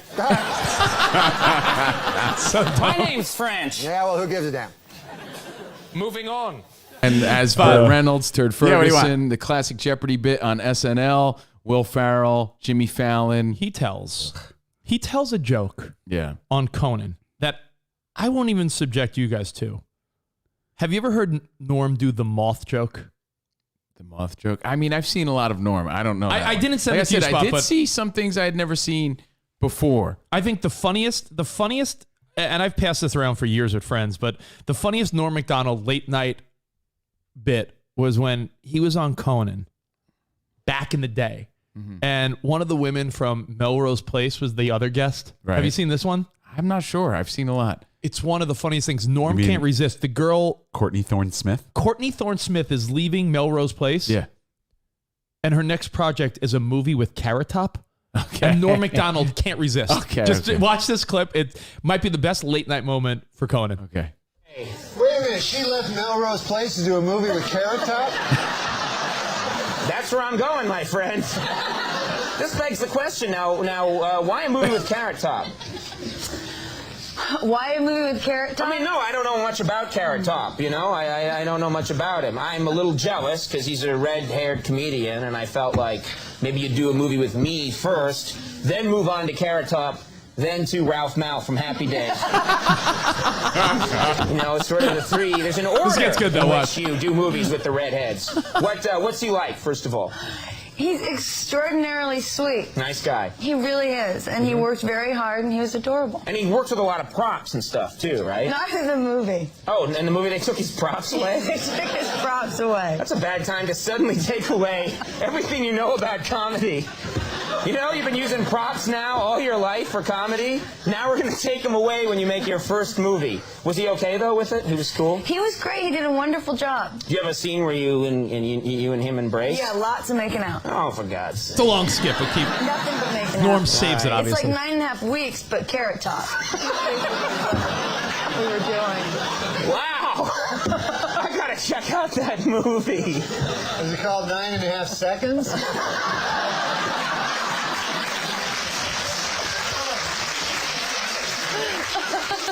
Like he's premature ejaculator. You know what happened? This is what happened. You know what happened? He said 9.5 seconds, and I'm looking at him because I know there's more. And I wait and This is a wait. long and I version. see I'm the sorry, glimmer Spot. in The end is eye, the best. And then bang! I thought you were going to crack whore, but no. How long is it still? But There's what's another the movie minute gonna be left. called? Really? I know what it's going to be called. Yeah, what's that? If it's got Carrot Top in it, you know what a good name for it would be? What's that, Norm? Box Office Poison. Wait. She's in it. What about my career? Courtney Thorne Smith, the girl sitting to your left, is in the movie. I'm going to go see it. How do you scare everybody else away? No, I love this girl. I would see any movie with this girl in it. She's a beautiful lady and a talented, nice talk show guest. As evidenced by her appearance on our rival show. All right, well, there's this 2-hour season finale of Melrose Place. There's this movie coming out. Yes. Title undetermined at this point. Chairman of the board. Oh, all right. Do something with that, you freak. I bet the board is spelled B-O-R-E-D. There you go. Best punchline in Norm late night history. But you kept saying the moth story. Oh, that's a different story. Oh, it's a different one? Okay. I'm like, I don't know if I know that one. Anyway, a dark, lovable sense of humor. Something about him was intriguing for sure, and everybody sort of loved him. And you saw an outpouring, an outcry of love for the passing of Norm Macdonald. 61, battled cancer, got a draw. He told yesterday a story to Conan that after that long bit, we will not subject you to, but it's like a 5-minute story, but the punchline is like a second grade joke. But like literally, I think he I have talked seen this, straight yeah. for 5 minutes, and Conan's like, "Jesus Christ, what's going on?" Right. Like, I feel like I have, now that you describe it that way, I feel like I have seen it. Alejandro said the moth joke is long but worth the ride. Do it on your own time, but it is worth the ride, but not now, not on the podcast. Anything else you wanted to say about Norm Macdonald? Because there was one. We got that update right as the show ended yesterday. There was one other clip that I sent you, Spot, that I was quicker. It was a later Norm clip. I hope so. With Letterman. I love Norm. I could watch Norm shit all day. That's weird. I do. I would watch Norm stuff all day. What's funny about Norm? I don't think he ever wore hair product, even as a young man. I was looking at his young photos. I was like, floppy hair. Yeah, he always had that afro thing going on. Like even as a young man, like he kind of had that look. You got a spot? Okay, there we go. Got it. Sorry.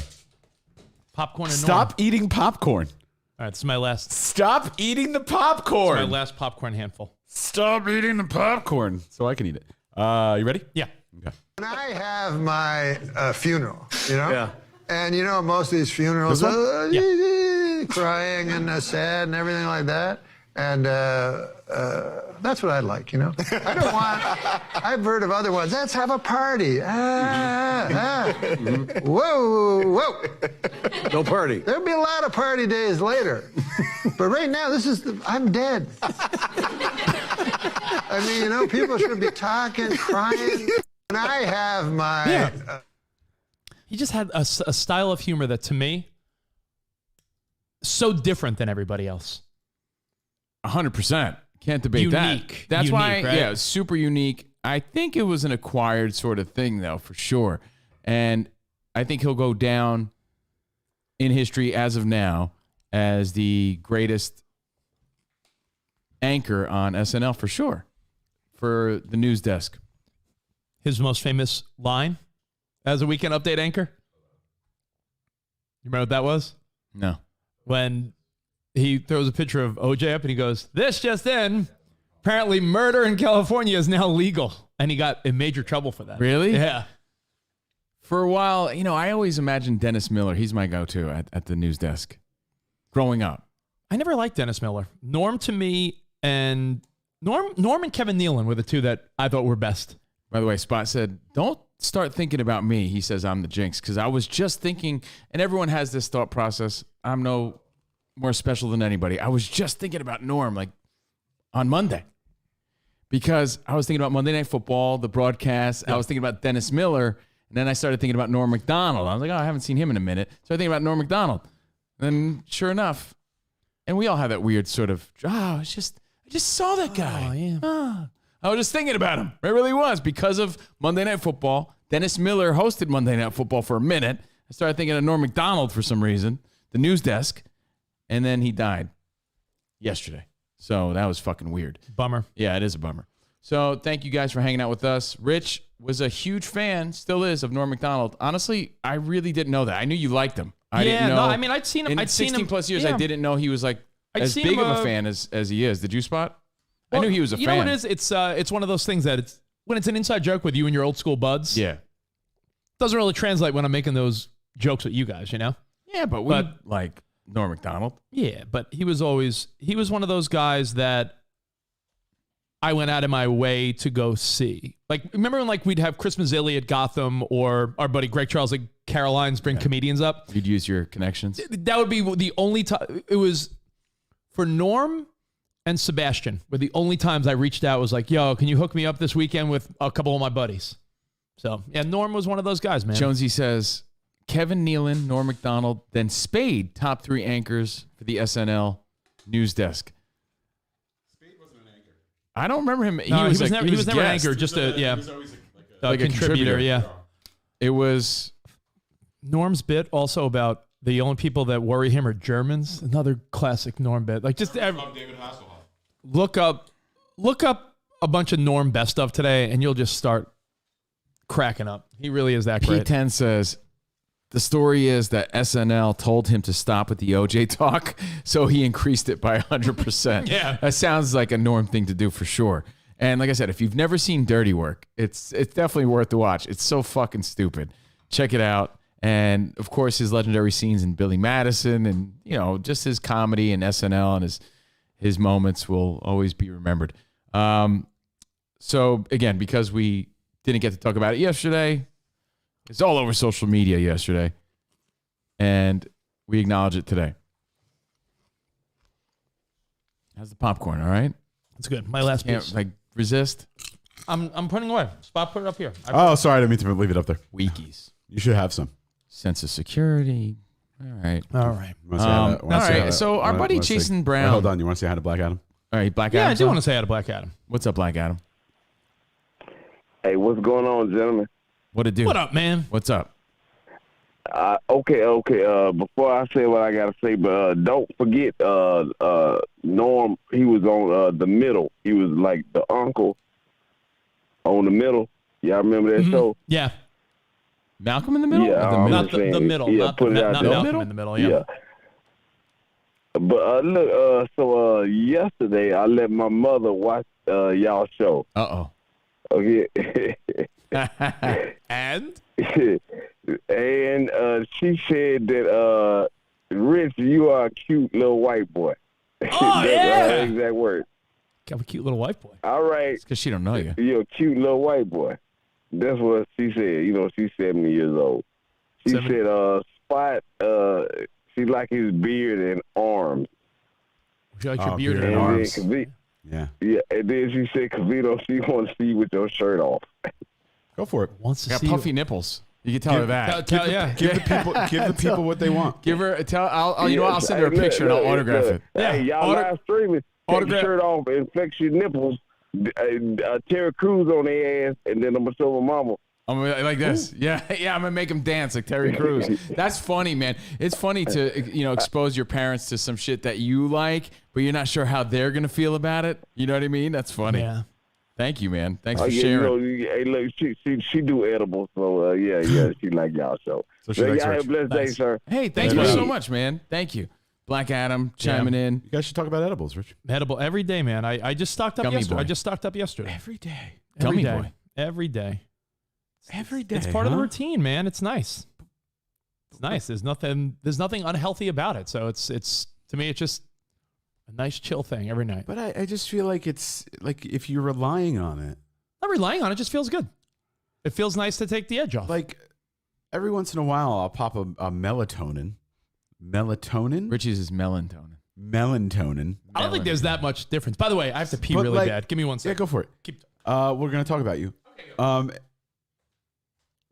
Why are you holding your nipples? We'll do a hand bra for Black Adam's mom. You're gonna flick them, make them hard. But I still like to rely on it to sleep. Yeah, he's dependent on it now. Is just I couldn't because I feel like then Gummy boy. Yeah, I feel like every once in a while, if I'm like, I just know I want to sleep good, well, I'll do it. But I don't like every day- melatonin because it makes my dreams fucking crazy. Yeah, Like even more crazy. I don't like that feeling. gummy boy. Lucid dream boy. I'm not saying there's anything wrong with it. T10 says nothing wrong with that. yeah, there's nothing wrong with it. I just seem like it's a little much. Nothing wrong. It's not like illegal. It's not bad for your body. I get all that. It's natural. Whatever the fuck you want to say. But to rely on it every day. Yeah. That being said, I rely on coffee every day. Who is this So rich wake guy? me up. Rich is obsession with gummies. So, got some feedback the other day. Tell me about it, stud. This is going to have to like. Rich definitely just took a shit. Did you pinch one out, bro? No. King Hawaiian or no? Where's it going? I don't know. So it's okay. Oh, these are the gummies? All right, let's see Gummy Boy. Gummy, we're going to do a little show and tell before we get into some other hard-hitting stuff. Welcome to our Patreon again. Thanks for your patience. Hope you enjoyed our Norm Macdonald tribute. It's Covino and Rich. Let's see him. By the way, next pee break for either of us, we should play Ya Ya Ding Dong. That should be the pee break song.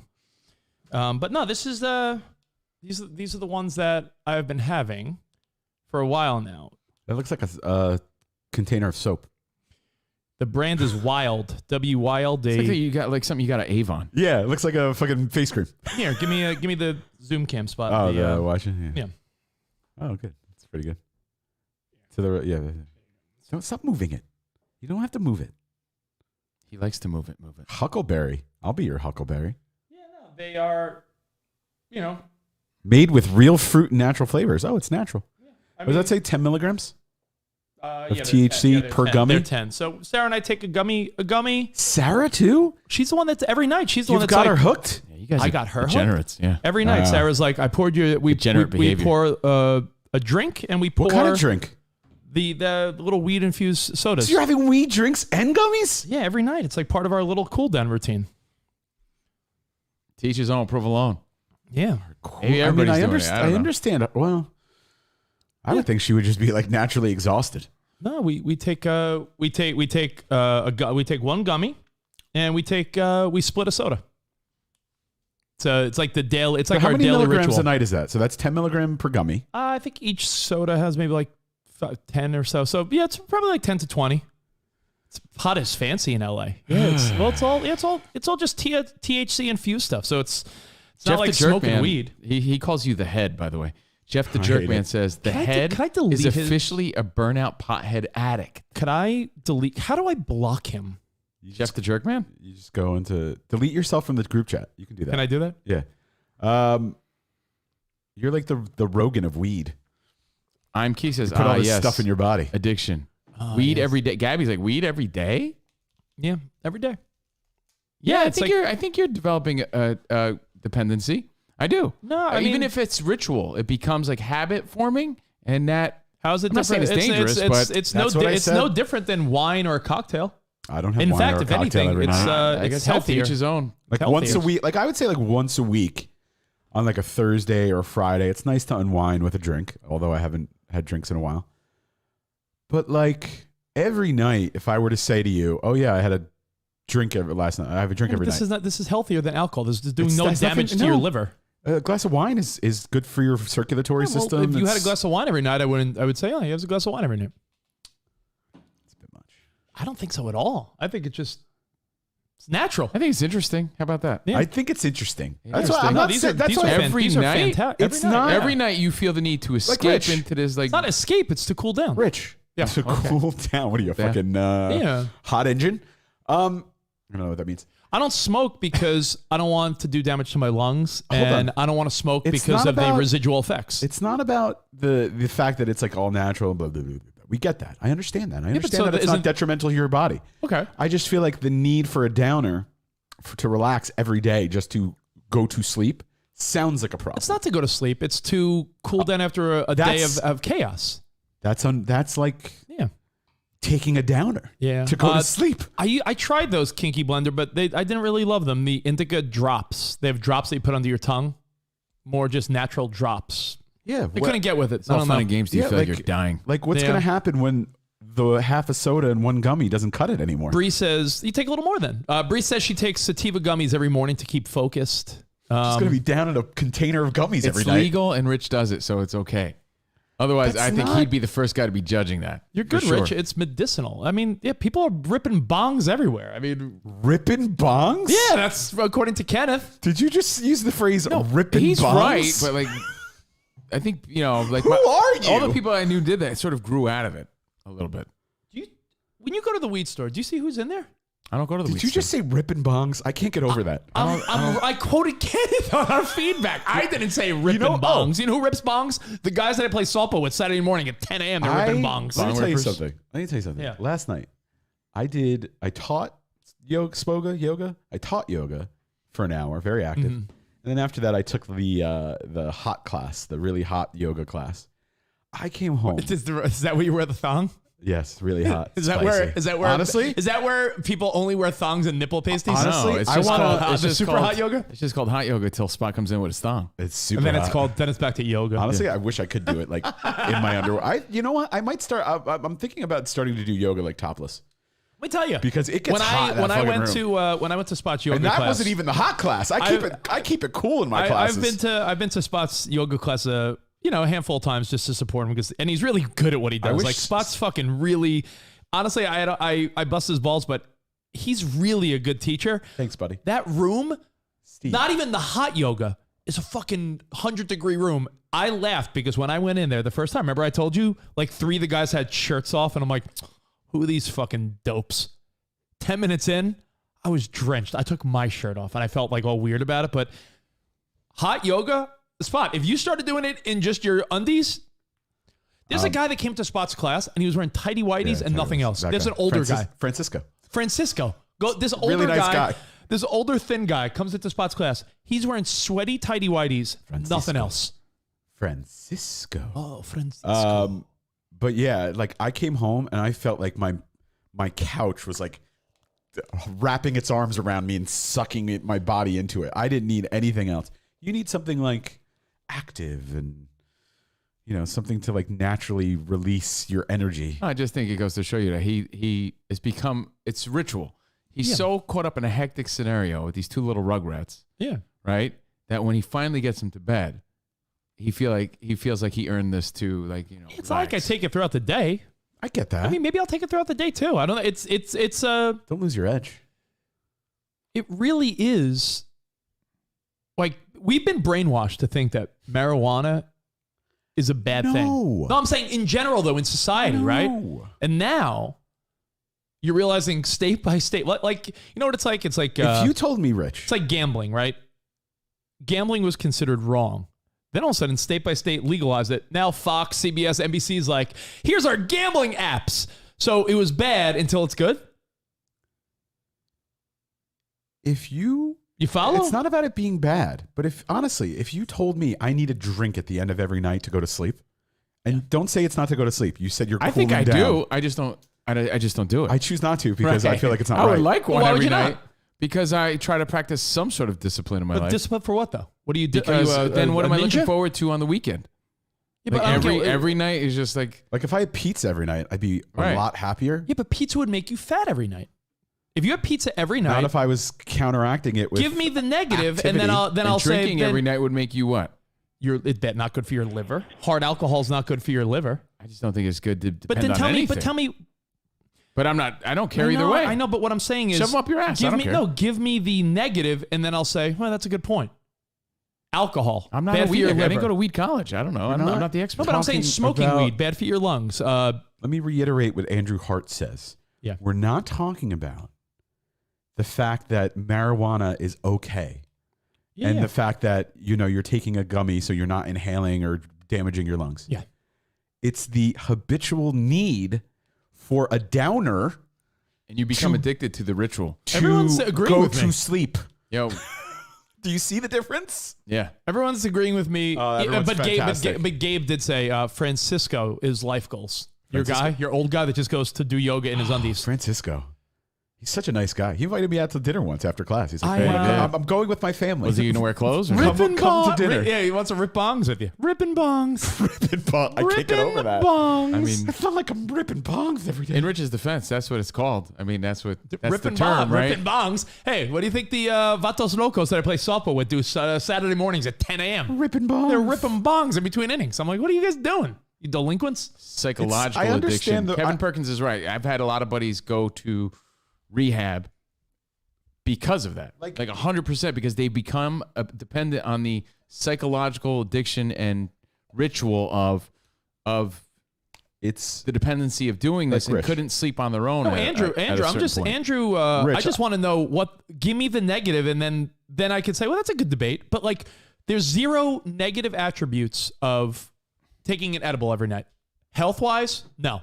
Every night just seems like a lot. But what is that? Give me the negative. If I said I feel like if you did every if I told you every night, if I told you every night I had a fucking thing of Ben and Jerry's, you could say, bro, that's a lot of sugar. You'll gain weight. It's probably not good for your system. If you said every night I drink a big glass of whiskey, I'd say that's probably not great for your liver.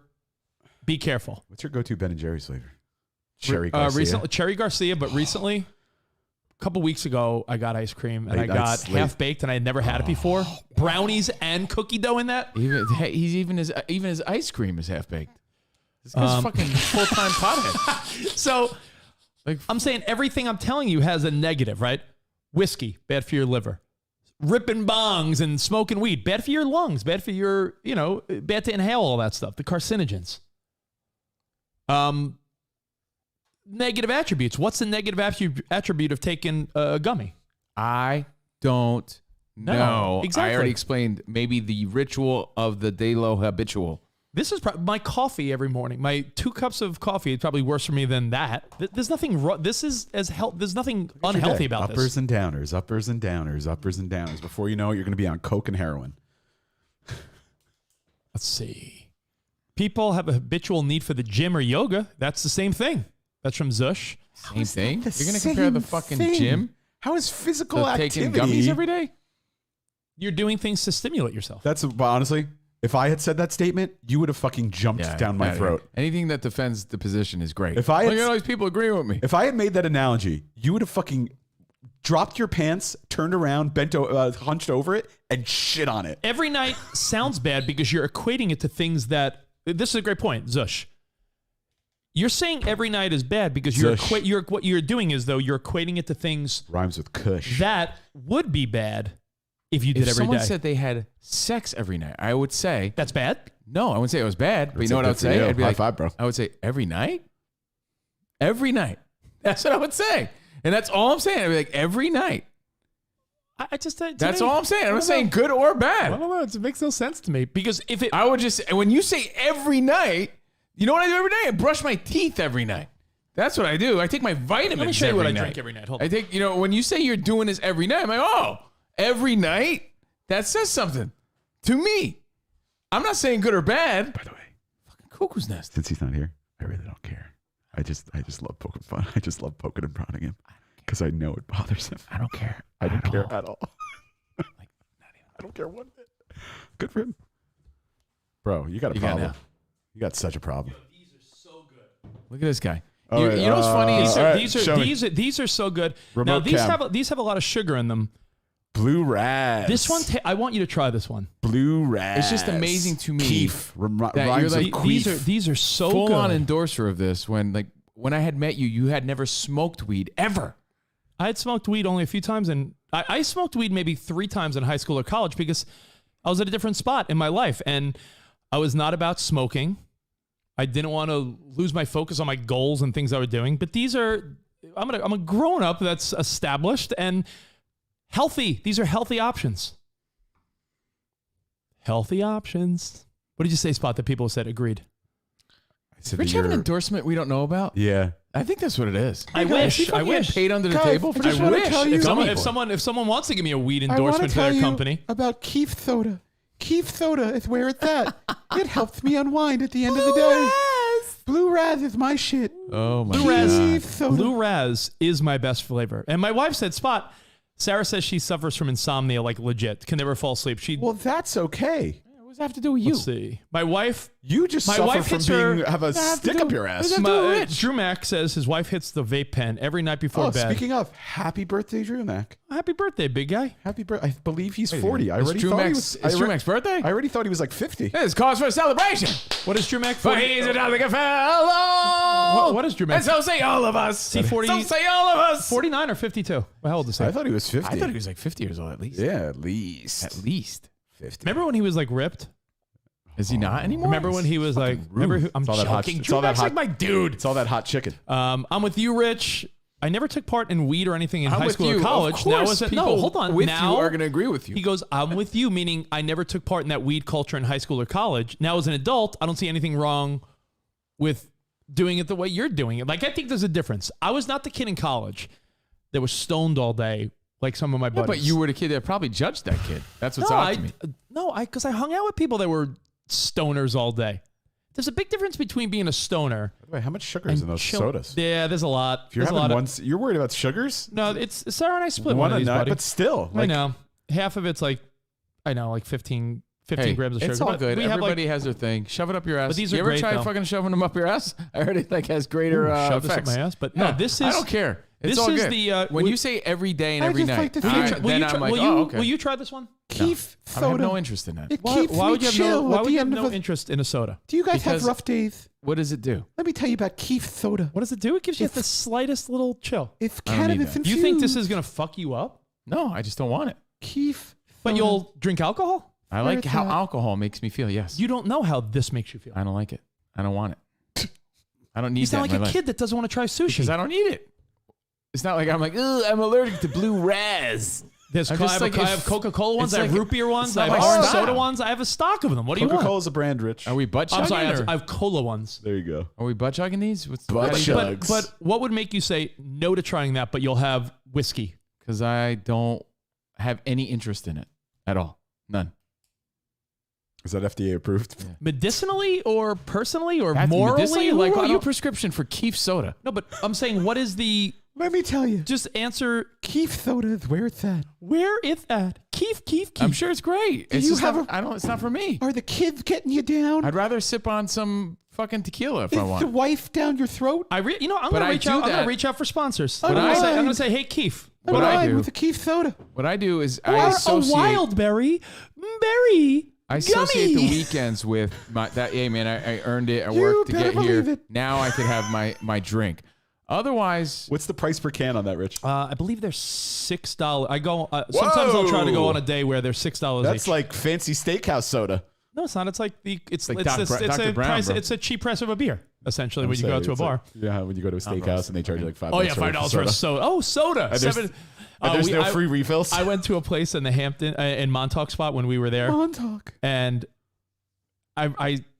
you had to almost argue with like you don't want to bring it up, but a plate of pasta for the kids was like $30, and it was like, no, it's not. You're not going to charge me $30 for penne pasta with fucking butter on it just because you're a fancy place. But no, these are listen. We can move on.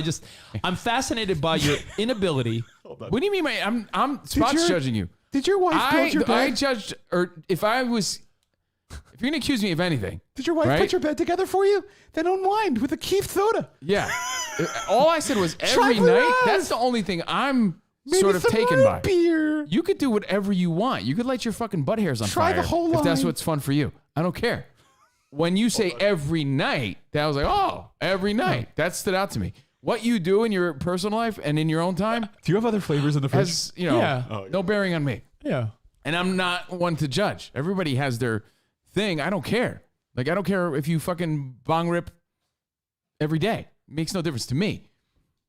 My question to you. But when I've worked with this guy for 17 years and then he says he does this every night, I'm going to be like, oh, every night? That's what stood out. Not that, I don't care if you, what do I care? I don't give a fuck. Just the everyday thing. I didn't know that. That's all. No. You know what? If I forget, I could tell because at night I'm a little more restless in bed. Yeah, they were low on flavors this That's this what trip. she said. Yeah. Let's try the whole line. Thanks, Spot. But what would make you say no to trying it? I mean, if someone said, Covino, I sent you a new whiskey from Texas, would you try it? I look at it like Try the whole line. Why not try Bubba Kush root beer?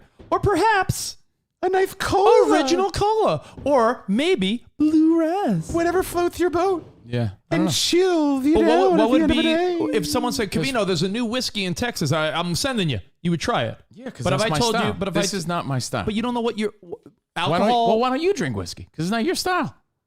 But I would. You don't like I would it. sip it. You've never tried. Spot these. likes whiskey. Yeah, but you never I like tried whiskey. these. But I don't want. It's not my style. I But don't like it. what's It's goofy styled? to What's me. style? Let's say you some sort of like tubular surf guy. Keef, bro, on the reef. I think we should. Do you have anything to do Keef, today? wait, hold on. Keef on the reef. Keef on the tubular reef, surf bro. guy? Getting fucking stoned. Whoa, Like, whoa, I feel like I'm whoa, past hold on, that, hold on. man. I'm a 45-year-old guy. Keef on the reef. I like a nice little fucking Hold on. chill buzz. Tubular And that's surf what this guy. gives you, moron. No, Crack one I open. like chill little Crack one buzz. open. chill little fucking buzz of having a drink Yo, Spot, every weekend. I Split- don't need that I want every you guys night. to split one on the show right now. I don't want to. What are you doing today? Me? Yeah. I have nothing to do. Exactly. I love that. Have a half a kush. I don't like that. Have a reef. No, it's I don't like it's, it. it's What is it? tubular surfer stuff. Look at it. It looks like that. Keef on the reef, yo. What's up, bro? This is fucking bogus show you're Let's hit watching, the bro. waves. This show is Fascinating. fucking You- bogus. Dude, you're fucking wild to me, man. I'm wild. You're a fucking nerd. All of a sudden picked up a weed habit in your 40s. It's not weed. It's THC infused edibles.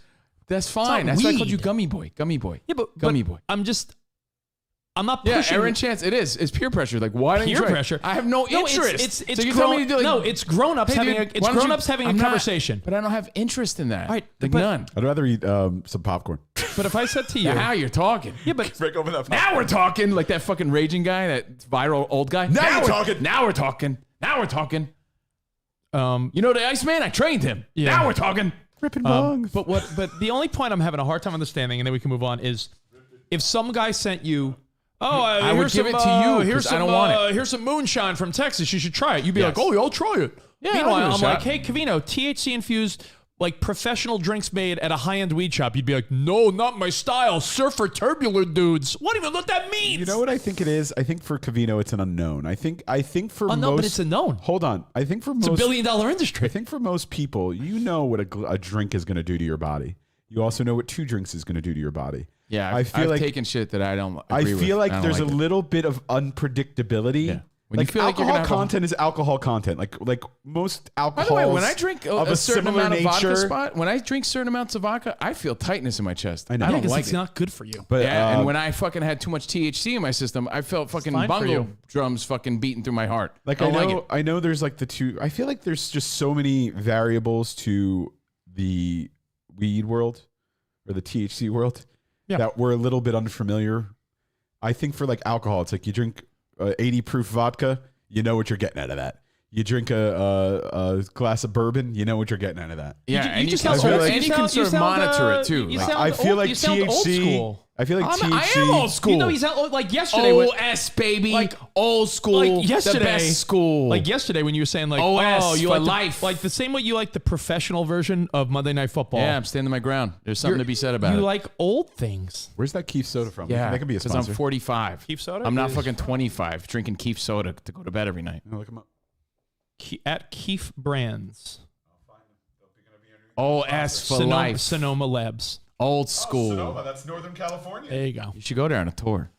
You and fucking Blake. Bogus Fuck wine tasting. Let's go Keef tasting. But you do realize you sound like I'm joking. No, I know, bro. but like I said, like I don't really care or have an opinion, to be honest. I'm just you having do fun. because you said you wouldn't try it because it's not your I style. have an opinion on what I am into. I'm not into that. I'm past that. You know what I used to have growing up? Fucking all these pipes and collections of pipes but and, that wasn't and weed and professional. my own little stash That and all wasn't that professional. shit. Fucking blacklight posters everywhere. It wasn't professional. I'm not into that shit anymore. I'm just not even looking for that eternal buzz, bro. Oh, they're from I'm not Denver. into that.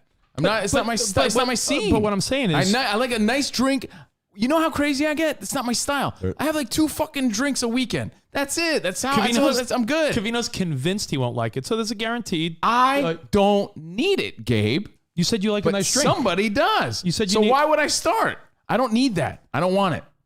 Oh, Rich, they have sparkling. I'm not judging it. soda. I'm having fun with this. Otherwise, I don't care. Like it makes no difference to me. They have blood orange raspberry and blackberry coconut. That sounds fantastic. That does sound. Maybe good. I'll order some. I like the flavors. I got to stock up. My father-in-law's coming this weekend, so I got to stock up on some stuff Can for you him. order online? Let me see. I've personally almost completely dropped alcohol and replaced it with weed type products. No more hangovers. It's better. I mean, for how you. much is this guy drinking that he has hangovers all the time? Hangovers. I don't have hangovers. You know what I mean? So if I get to that point, then maybe one day I'll be on the same page. But I am pretty good at knowing my limits and knowing what's good, and I'm good with what I do. Do they have Keef Seltzer spot without all the sugar or no? That's, I think, the sparkling water. Yeah. I like that. I'll never say never. I might get They to a have point where I'm they like, have you know, energy drinks. all this drinking is getting to me. And High octane maybe I and get there. flow. Just to me, it's like if you said there's two ways to give you a little mellow, and one of them causes damage to your body and the other does not. I'm going for this healthier Why version. do you assume that alcohol causes so much damage to your body? Yeah, if you're Alcohol's not drinking good like for you. this guy who has Anything- hangovers every time he's Sugar drinking. causes damage. Anything in moderation. Yeah. Everything in moderation is okay. Well, that's why when he said every night, I would argue it stood out. soda is doing more damage Oh. to your body than a glass of vodka. Are you drinking vodka straight? And how much are you drinking? This you got to answer all these This guy questions. drinks fucking Covino's vodka. flesh it to 90. Okay, I agree 100% with Preston. Uh-oh. To finalize this, it's just simple. The world's sure about you to want to? crumble. I do, because it's true. Your reference point to weed, you just said it. Blacklight posters, college. I said no. My reference point was accurate. I said I'm past that. You buying? I did all no, that but you shit. buying? I don't live said that life anymore. Tubular. Yeah, but you bought. I'm basing it on the art logo. You're the on guy that Keith, went so. to. You're the guy that went to Newark, New Jersey with your buddies, and someone gave you dirt in a bag instead of actually weed. You love that story. But you're making 25-year-old references. It's like when your grandparents would say foreign cars stink, and you're like, yeah, maybe in the 60s they did, but everyone.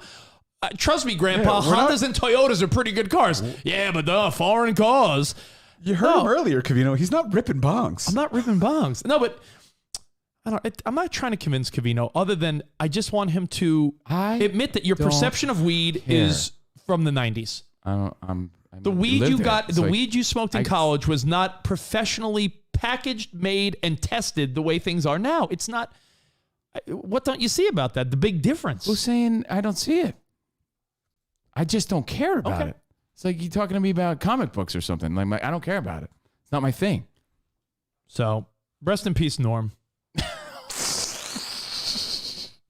I'm gonna have like 3 keeps after the show. Monday Night Football's ratings were in. Why you're expecting me to be like, yeah, man, I think I should jump on his train with you. Like I don't feel like I want to. But if we go to a So restaurant, if I don't want to, if that's we go the end to of a the restaurant conversation. and I get the fucking crazy pineapple mojito, and you get the Moscow Mule raspberry, and you're like, yo, bro, let me get a sip of yours. You're willing to try a new alcohol drink, but you're not willing to try. But you keep saying I failed to realize. Spot already answered this question a fucking million times. You know the effects. You know you're familiar. You're comfortable with it. You know how to monitor the amounts. You know where your levels are at. You know the effects of alcohol. Yeah. I don't like that shit. I've done, and tried so many different strands. I know I didn't go to weed college, so I know they're different now. You're not talking about weed. You're not I talking get it. about weed But stores, I've taken brownies, I've taken gummies, and I never know the effects. Then you take more, and then next thing you know, it kicks in, and I don't like it. Don't like it. That should be the end of the story. What you like is good for you, and that's it. And no one should judge either way. I'm just having fun with the conversation. I didn't bring it up, by the way. I called him Gummy Boy, and you brought the gummies Just out. for the record. That is Grandpa Covino. Who is Cubs fan? Who I is don't Cubs know. fan? Like, his opinion stinks. I just want it to be known. I appreciate you listening. I like Cubs fan. We're not always going to agree, and you're entitled to your shitty opinions. No, what's your new phrase? I wrote it down. I guess I got to find it. I got to remember it. But your opinion is like garbage. I didn't even read it. Let's see. Grandpa Covino sitting in his rocking chair telling Jordan, I remember smoking bongs in the 90s. No more for me. Nothing will compare to those days. Damn it. No, Jordan doesn't even drink. So No weed dealer. It'd be a little weird if I was drinking Keefs every night. If my girlfriend doesn't even drink. But Covino, to back up Alejandro, no weed dealer in Covino's day said, indica or sativa, what type of blend or hybrid do you want? Do you want it in because that wasn't the technology then. Let's see. It's not my style, bro. I don't know what part of that you don't understand. Yeah, let's move on. Monday Night Football, we talked about that yesterday. The ratings came in. No surprise. ABC is network versus ESPN, which is cable. The network came back with higher ratings, 6.5 versus 4.5, but almost half of the viewers watched the Peyton Manning Eli feed. What should get interesting is week 2 of the NFL, Covino, because ABC no longer has that game. Yeah.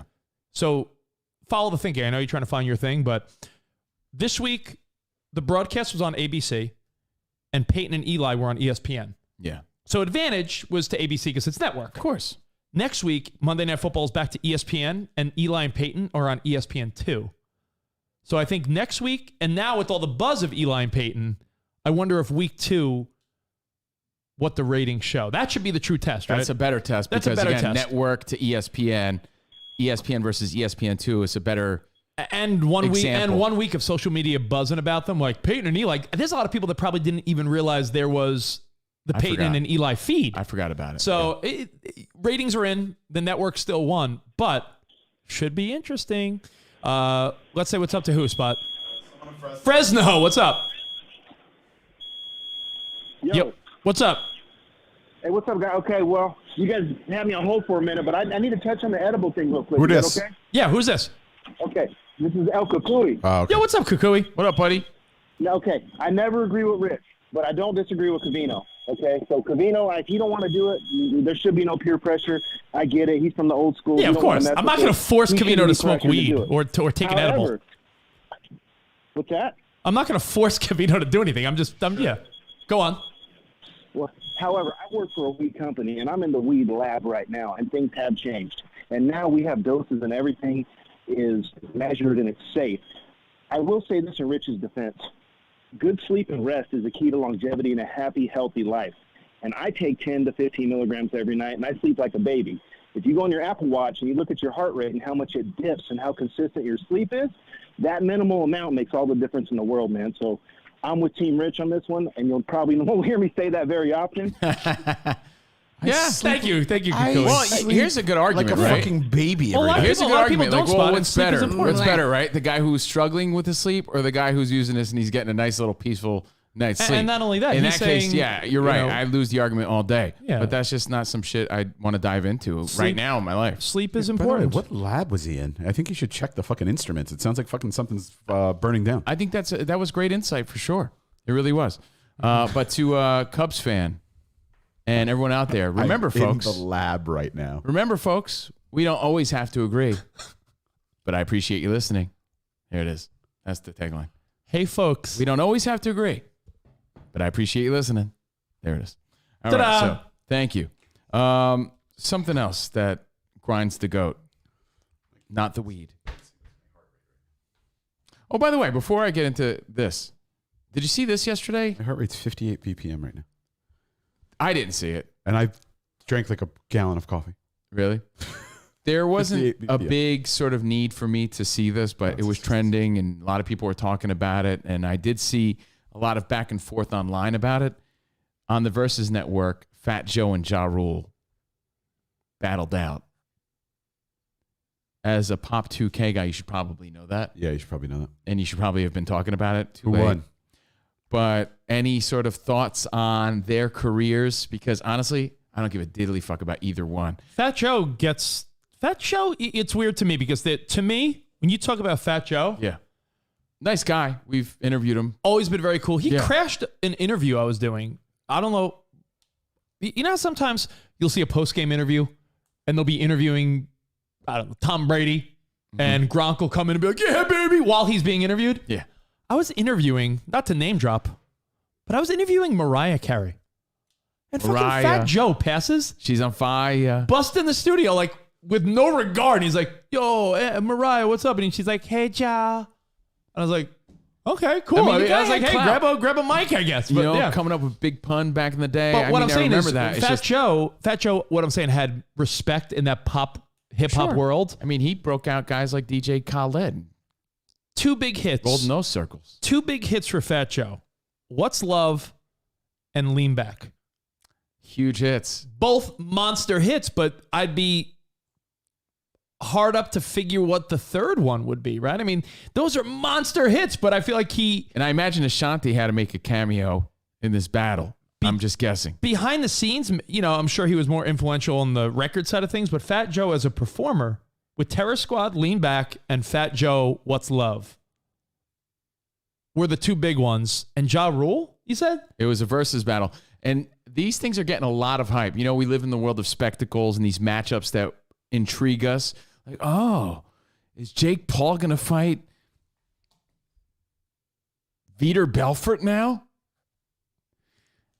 You know, there's always these things that get our attention. The versus battles, like, you know, we got to fucking figure out a way to get this guy versus that guy. No, I'm sure they Keith Sweat versus Bobby Brown. Who's sure going to they, win? I'm sure. And this shit gets people hyped up and people talking. People are starting to love that a lot. Yeah, and this one got a lot of buzz for sure. I didn't catch it, didn't see it. I've watched them before and I've enjoyed it. The back and forth and the banter and the song for it's song. weird to me because there was a moment of time in the early 2000s when I was really coming into my own. And by the way, Kim says Ashanti showed up and performed with both of them. I saw her name trending, so I assumed. There was a time in the early 2000s when I was really immersed into the pop radio scene in New York where Spot will back me up because he was also working at Z100 at the time. Ja Rule was like an A-lister. I'm not saying he fell off completely, but he had a ton of hits. It's like he had a window, little window. He was on, he was with like, he featured on a bunch of songs. Spot, look up look up Ja Rule Billboard Hot 100. By the way, it was a versus battle at MSG. I bet you MSG's Hulu Theater yesterday. I bet you that, not MSG, the theater. Yeah. Difference, by the way. I just said that. No, I'm saying, At like, the I Hulu don't Theater. want, people don't know that. Madison Square Garden has a theater within it, so this does not go down at MSG. MSG has a little amphitheater inside. But Ja Rule had a handful of top 10 hits in the 2000s. He was featured on a bunch of shit. Spot, go to Billboard. You rather do that? I like Wikipedia. It's all in one place. Okay. But they're all here. Fuck Wikipedia. They took my shit down. And they took our shit down. Really? Fuck them putos. Yeah. Who are you? Bitch asses. Who are you? I'm Spot. If I'm nobody, then you must be fucking really nobody. Nobody. Yeah. Ja Rule, Billboard. If you go to his, you click on Hot 100, it'll show you everything that peaked. Like Ja Rule has had 3 number ones and 8 top 10s in the 2000s. Yeah, so think what you want about the guy, right? I mean, I'm Real with Jennifer Lopez was a number 1 song. Put It On Me, Can I Get A? So Always on Time, Ain't It Funny with Jennifer Lopez.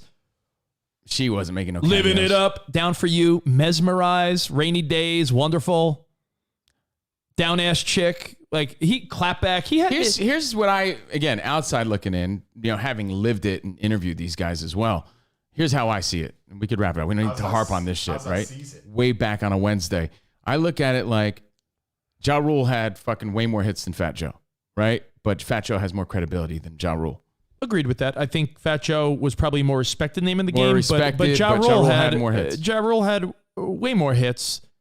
However, Ja Rule got the ultimate insult just 2 years ago. Do you remember what it was? Ja Rule scammed all those kids on spring break. Fire Festival? Fire Festival. Before the pandemic, do you remember? Like, people cared about people cared about Ja Rule ripping off rich kids. Well, anytime there's a crisis, I want to know what Ja Rule's thinking. What is Ja thinking? I want to know what Ja is thinking. Can you find that spot, Chappelle? I want to know what Ja is thinking. Ja Rule was on 2 different Fire Festival documentaries. People were so... Before the pandemic, people really cared about these kids getting ripped off at spring break. Ripping bongs. Ripping bongs, bro. Ja Rule prevailed in court, but do you know why? It was like the saddest way to get off of it.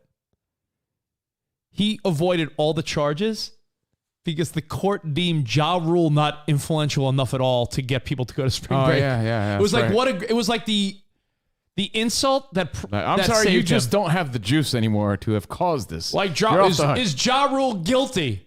And it's like, we find Ja Rule not guilty. He's like, yes. Reason?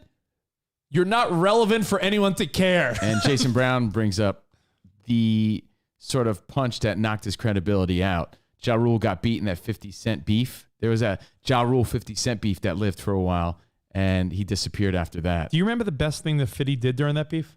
It's like when Rufned Odor punched Joey Bats, Jose Bautista, and his career was never the same, and everyone sort of looked at him different. Yeah. Same with Ja Rule. It's like, he had a lot of hits, but sort of like 50 knocked him out with the beef. Sort of like when Nolan Ryan gave Robin Ventura a headlock. Robin Ventura is a great ball player, but you always thought, that's a dude that got his ass beat by Nolan Ryan. Never looked at him the same way. That sucks. But Ja Rule, do you remember what Fiddy did that was the ultimate, oh, fuck, he didn't. That was the best thing he did during the beef? What Fiddy would do was he would buy all the tickets to Ja Rule concerts in the first 20 rows. Yeah. So and it looked not like use no one them. was So there. Ja Rule would perform and the whole floor would be empty, creating the worst vibe.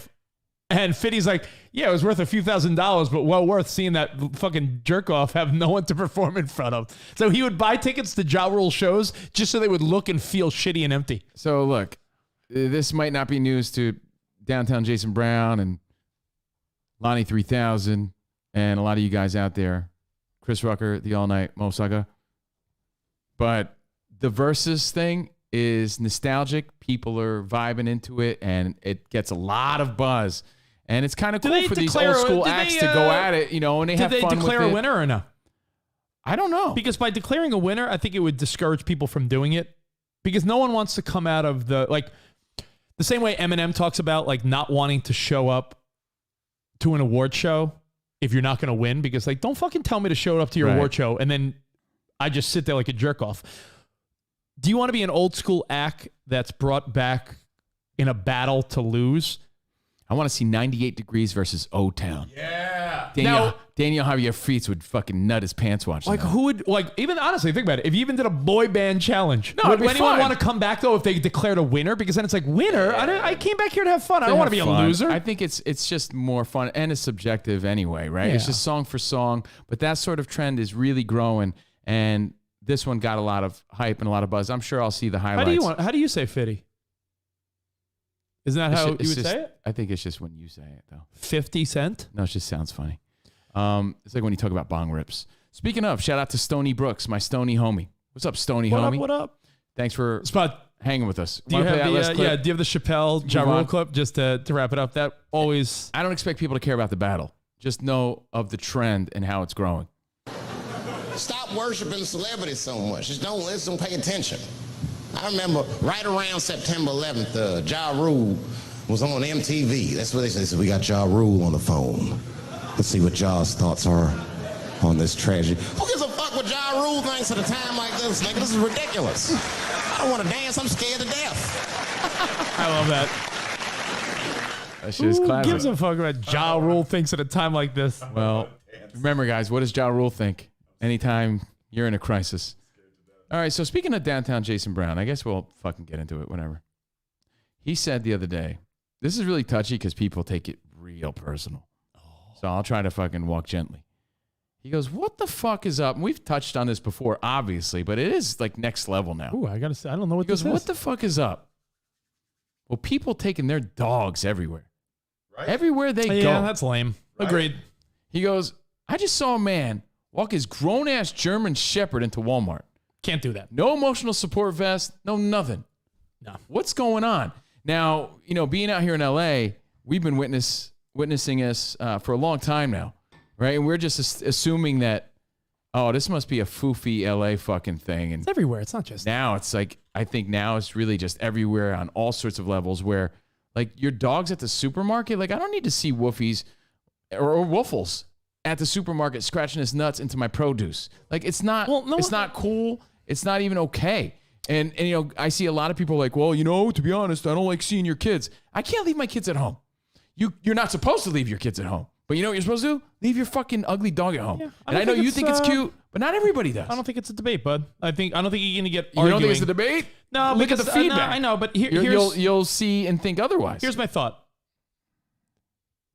Most people are animal lovers on an eye-rolling level, where we've talked about this.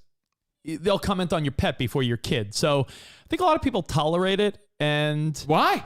No, because it's rude. No. Especially for a guy like me. But here's what's lost in that conversation, Rich. You bring your dog, you think it's okay. What about me it's not like I have a hang up against dogs. You're my dog. I like animals. I'm allergic to dogs. Allergic to them. So here I am at Walmart just trying to get my shopping in, and I got to be subjected to your shit and get sick because of that? Because of your dog? I don't know, man. I think that's fucking weird behavior. Yeah. Roger Pedactor that. I think stop taking your kids everywhere too. You're not going to. Yeah, but people compare them. They're kids. It's different. You don't. There's no reason that you need to take your entire family to fucking Walmart on a Saturday. Where are you supposed to leave your kids? Let someone stay home. No. The mom or the dad stays home with the kids, and the dad or the mom goes to Walmart. You don't all need to go to Walmart. Walmart. I mean, that's a hot take. And Do I you think all need to go to the fucking Rouse to shop? Yeah. Are the kids fucking shopping? Are you paying for it? You no. can't I, leave the kids at home. I think that you're taking up space. I think that the dog argument, you're not going to really get much resistance. No one wants to take their dog anywhere. And I think you go to the supermarket. People think it's you don't okay. see dogs in the supermarket because they're not allowed in the supermarket. Why do you need your dog on a plane? Yeah, you do. I see them all the time. I'll take a picture and send it to you. All right, we'll do that next time. I don't see dogs in supermarkets. I see them at the pharmacy. I see them everywhere. And how's it okay when a dog decides to take a fucking emergency shit? But you've never seen that happen, though. I have. You've seen a dog take a shit in a supermarket? Please, at a pharmacy. And you've never talked about it on the air. It happens. They're dogs. You've seen a dog take a shit in CVS and never brought it up on the radio. Take a piss in the supermarket. CVS. I've also seen piss or people shit? piss. I've also seen people take a shit at the mall. I've so seen if, that. if people are uncontrollable, you don't think a dog's uncontrollable? Give me a break. But at least they're people. They're supposed to be there. Your dog is not supposed to be there. You're just one step better than the weirdo in New York City with like a fucking parrot on his shoulder, or the guy walking around. Oh, that guy got a snake on his head. What a weirdo! You're no better. You're bringing your dog. I understand. It's a cute dog to you. It's a lovely dog to you in your own home. Not in everyone else's public. You're invading my public. Keep it in your privacy. Invading my public with your dog because I'm allergic to them. Rich, go get Piper. No, see, I love Piper. That's different. But I'm allergic to Piper, right? And I have to walk this balance because Piper lives here, right? I'm talking about when you're in public. When you're in public. No, Rich decided to leave. So I'll just decide to. You know what? I'll just decide to see her. Actually.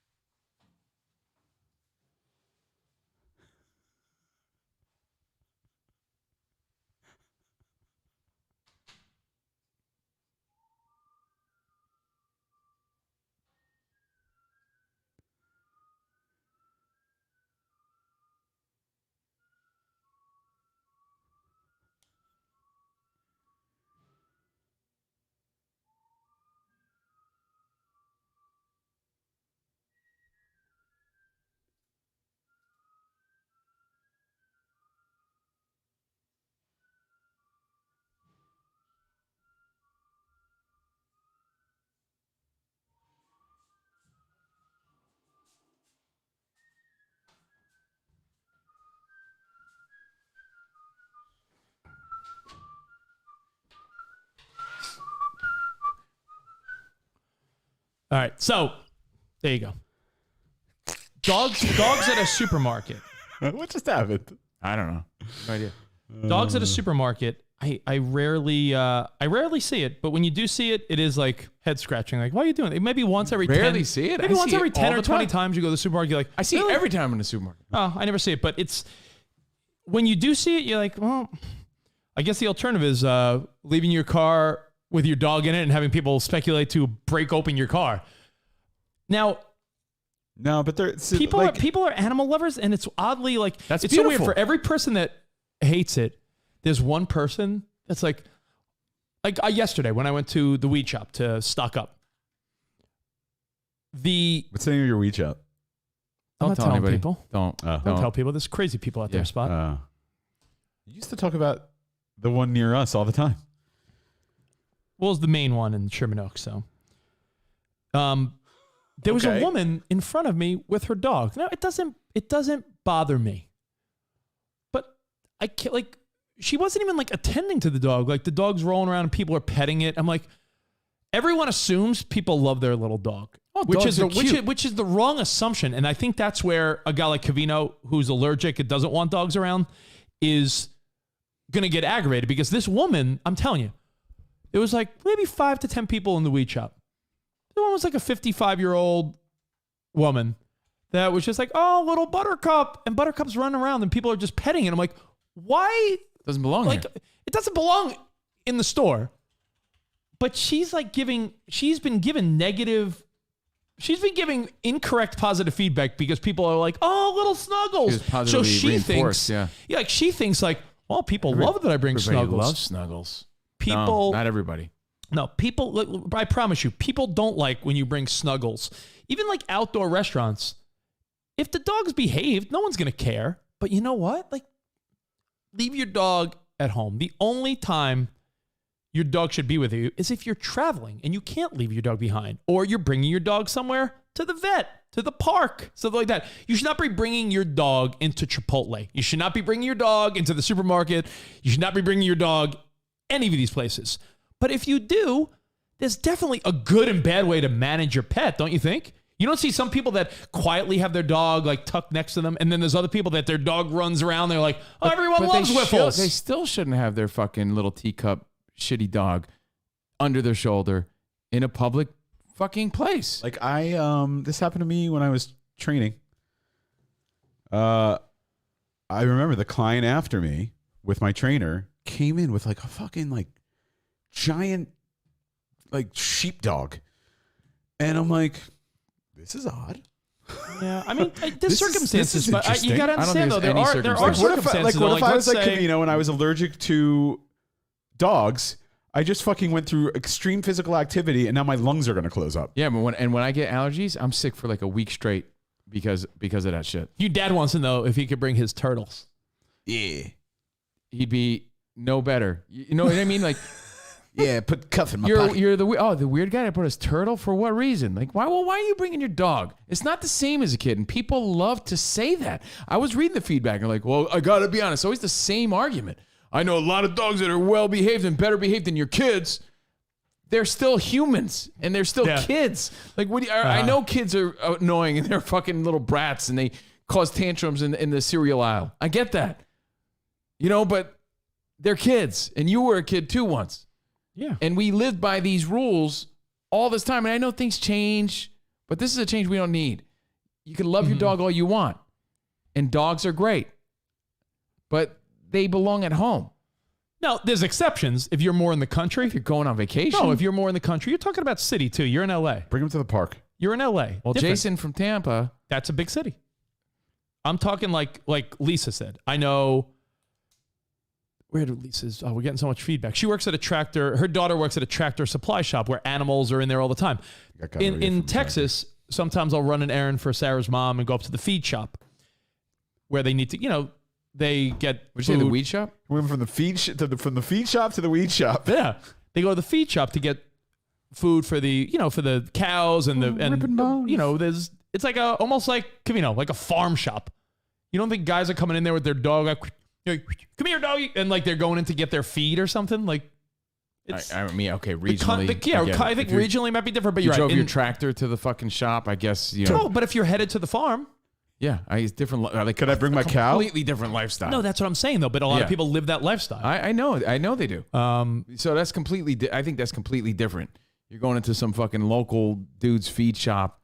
There's probably fucking chickens running around and animals everywhere. Where there's food, I get it. There should not be pets. Yeah. I don't think pharmaceuticals or anything. I don't think I don't want to go to people, fucking Dick's Sporting Goods and be subjected to your fucking Great Dane just because you think it's awesome. Yeah, I don't want simple rule. There should be yours. Simple rule: dogs can be brought anywhere if and only if it's an outdoor area. Indoor areas, just don't bring your pet. Rick, I agree. Rick. Home Depot and Lowe's allow dogs. I noticed that. I do notice that. The supermarket, I never noticed. Why? When I'm allergic to it. Why? I'm allergic to dogs.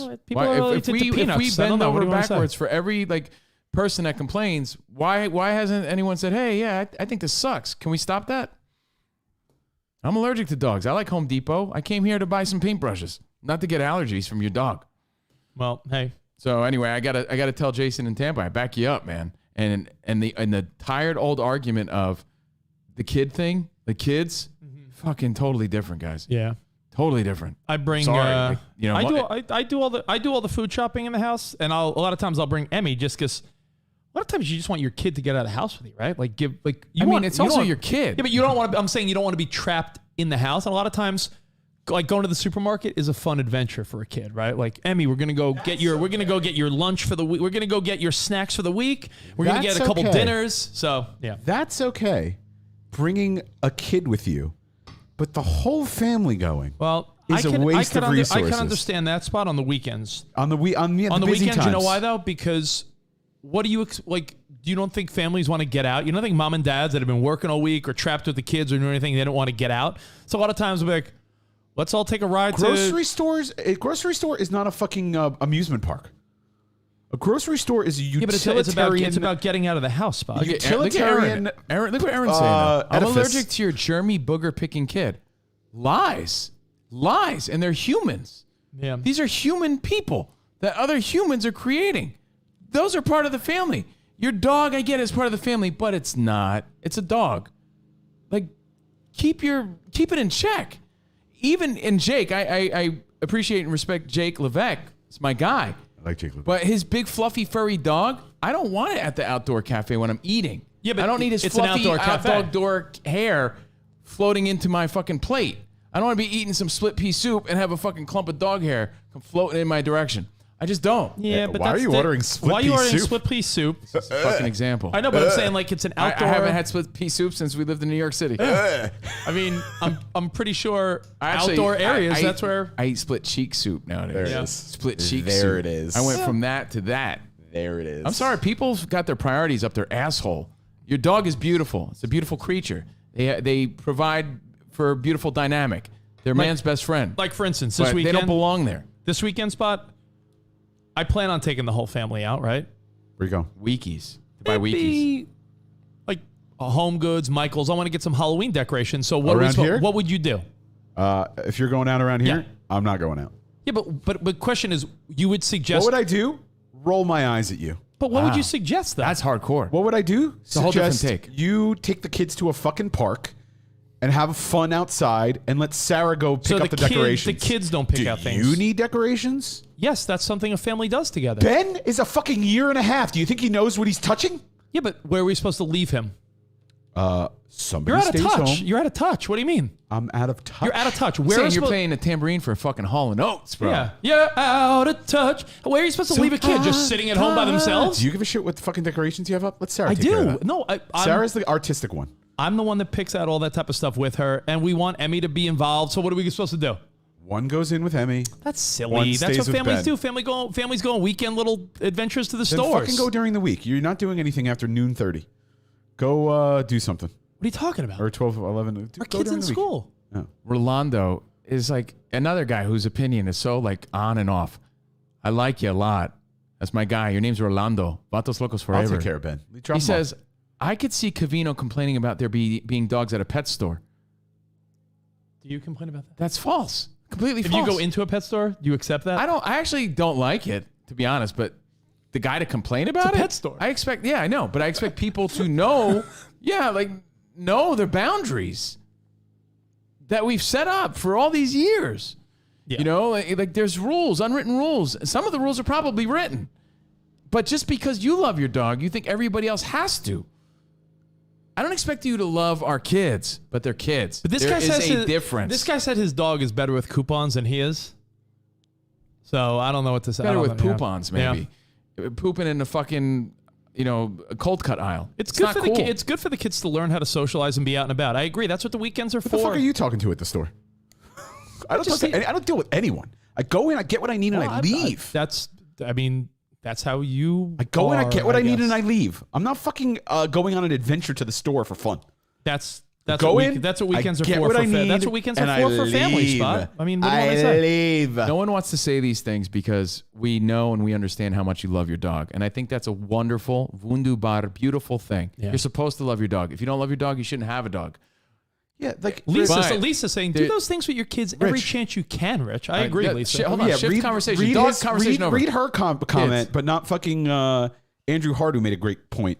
During the pandemic, everything changed. When you had to wait in a line to get in a store, every body is a fucking count of a person going in a store. Not anymore. You go to Michael's or Home Goods on the weekend, there's a line outside. There's let's a line minimize outside the door. That's a good point, though. Let's minimize the amount of people going into a store now. You're great. It's You're unnecessary. Lessen the risk. That's a decent point because these little nose pickers or booger eaters or whatever you call them, Aaron, they are little germ harbingers of germs. They are. So what you're doing is you're heightening the risk every time you're bringing these 100% Rich. little rugrats. That's from Jordan. Yeah, they see their Although I they see agree with their- you, Rich, Spot is making a decent point. Laura's, through Andrew. Laura's saying, yeah, they see their parents socialize, She said asking for help patience. from employees. You check the checkout line, all this stuff. Like, it's good for a kid to see their parents I interacting. find my own shit, and I use self-checkout. All right, well, hey, you know what? Because I'm in and out, baby. So I don't know. I feel like, for instance, the week I look forward to. I try to avoid the weekend because it is a little more annoying and crowded to go to the big stores. But for something like getting Halloween or Christmas decorations, you bring your kids and it's a family little trip. That's what you did. That's like saying you're gonna leave your. Makes no sense. Just trying to do nice things. Yeah, I mean that's what Setting and foundations. by the way, that's I what get that. families do on the weekend. You think they? What do you think they do on the weekend, Spot? What do you think people with kids on the weekend do? They go on little adventures to they try to fill the time with fun little things to do together. Otherwise, I agree. Dude, I'm not debating you, but I want to know your That's like response to every Spot. week- but no, I'm- about the. I'm talking like- on behalf of everyone with Okay. multiple kids. Well, what the about weekend is kids? the weekend's like didn't let's wanna get in the take- house with the kids and do something. But I didn't want to take Melody for 2 years to the store because you didn't want her to get sick, right? So is that just out the window now? Yeah. Really? Yeah. Okay. I mean, we're vaccinated. The kids are not. I know, but they can't be. I know. So I mean, they still pass the code. they go to school every day with every other kid. They don't wear masks. The teachers. I mean, now you're gonna pick That's and choose. interesting because Now you're gonna pick and choose. Yeah, because it's anything to lessen the risk. I'm just saying, it's. I think it's a fair point. Yeah, but I mean, agree like, with you. You want to bring your fucking family to family things. I think picking out decorations, Picking out is a holiday family thing. decorations is I a do. family thing. It's Yeah. not like Sarah. I'm gonna go get Halloween decorations. You stay at home. I would be bummed if Sarah went without me. I'd be like, hey, aren't we going to get Christmas, Halloween or Christmas stuff together? That's a family thing. Well, anyway, all right. So that's two-headed discussion here. Dog stays home. Love the dog. Take the dog to the park. There's no, and by the way, Fucking there's no take 'em such to the thing, lake. Andrew. No such thing as a hike or a playground in Southern California for the last 3 months. Trust me on that. Right. No one's going to want a hike or a playground. Trust me. So many times I want to be like, Emmy, let's go to a playground or the park. I don't mention it because she'll want to go. Make her slide down the metal slide. It's too fucking hot. I look forward to the fall because Emmy and I were going to the park every weekend. We can't go to the park in the summer in California. We go in the pool. Yeah, it's hot. We go in the pool. Take them in the pool. Have a pool day. There's no chance of going to a park or a hike in this weather. Chance. And as for bringing your kids, I mean, we've established this. They're kids. They're not dogs. You don't just leave them home, right? I like retired people shouldn't be at the store on the weekend. I agree with that too. Go during the week when there's not a lot of people. Listen up, 90-year-old biddy. You don't need to be at the store on a Sunday. You don't work. Go on a Tuesday afternoon.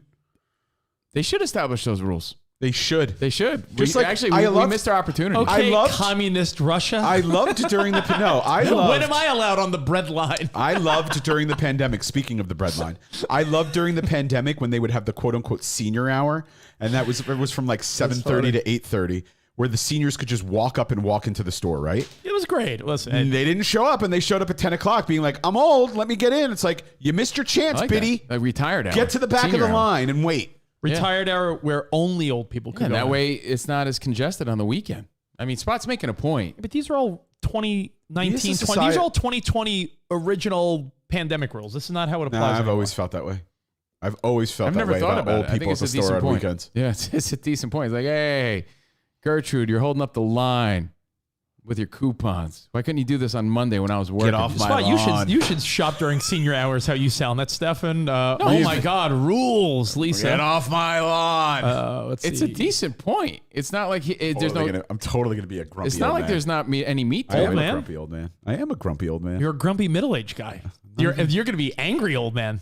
You'll be the angry old man. But I love kids. I love They Emmy. should have sign-up times to go to the supermarket. I love Emmy.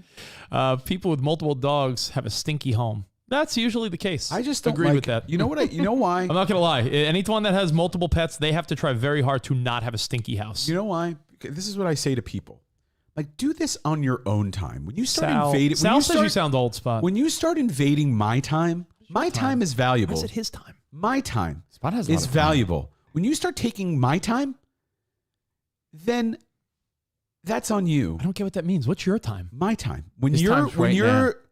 My time. My Your time is right here. This one right here. When This your is my fucking wish. This is family- my dream. when I'm you're- taking him back. When your family of 5 I'm taking them all back. is waiting in line, delaying me, Then why don't you go during those weird off hours? I do. Okay, so you're good then. But I also have to like rely on my wife sometimes.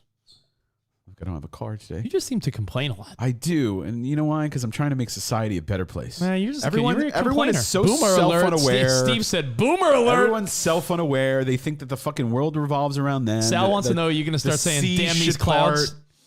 Why don't you? Jason saying Spot's going to retire to Florida and drive slow pretty soon. Oh, I know. I'll never drive slow. I'll tell you where seniors shouldn't go. Self-checkout. I agree with that, Lonnie. That holds up the process. Absolutely. I'm a self-checkout type of guy. Unless you have alcohol, you can't do self-checkout. Like if you pop, all it takes is one case of high noons, and you can't do self-checkout. I see my dad said, me and my asshole. Me and my wife worked out our whole life. I'll shop whenever I want to. Yeah, that's the mentality. Yeah, you got a grumpier old in between guy. I see self-checkout as like my dad. I feel like, so who said it earlier? I feel like I'm on guys' grocery games. Self-checkout is a game to me. I'm like, I'm going to be in and out in like 30 seconds. Boop, boop, boop, boop, boop. What are you rushing? What are you rushing to do? To get out of people's ways. I don't get it. You sound grumpy. Honestly, you just sound grumpy. Nah. Then what? So is everything you're doing just in a rush to do what? Get out of people's way and To get do on what, with my though? life. But to do what though? There's too many people out there. 7.6 billion people. Can I bring something else into this? It doesn't. I want to know your thoughts on this. Yeah. Because it does seem to be a way of thinking that didn't always exist before, right? Like doing things as a family, that's great. I'm not judging that. I want to make that very, very clear, right? What Rich wants to do, I think that's beautiful. And I think you're setting up a foundation of traditions. Yeah. Going out and picking decorations, that's great. So that's not my point. I think there are things you do as a family and things you don't. Yeah, but you're right? not always going out and picking out decorations. No, but I want to know, like, what happened? Like, when did this happen where, like, everything's a joint effort? I don't get that. And I see that a lot in my family. I felt that when I was, changing diapers with Melody. Like, when someone would take on the responsibility, it was that person's responsibility. Agreed. But, like, in today's world, I've noticed more than ever. And I'll just use my sister, like, Grace as an example, right? If Grace is changing the baby's diaper, it's not like just Grace. She's like making Chris sit there and like help and watch too. Where one person could be doing one person operation. I feel like everything's team effort nowadays. I don't even think there's where one person could be doing something else constructive while the other person does something else. I agree. Everyone's doing things together, and it's like, well, that's too many people doing one job. I also don't think those things should be assigned. Like, Sarah changes most of the diapers, but if I'm with Ben and all of a sudden I'm like, damn, Ben shit his pants, I go get a diaper and wipes and I change his diaper. Like, isn't it, like, I find it odd. I would never be like, Sarah, come here, help. Like, and I would never expect Sarah to be like, because I've noticed this too. Right. Where, you don't see, where, like, if Sarah has to wake up, if Ben wakes up at fucking like 5:30 in the morning, Sarah would never be like, Rich, wake up too because I'm up. And I see a lot of couples but where a it's lot of people operate that way. Where it's like, I'm up, so you better be up too. Yes. No way. That mentality is where I'm getting at, what Rich just described. Luckily, you don't have to deal with that. Sarah and I have a very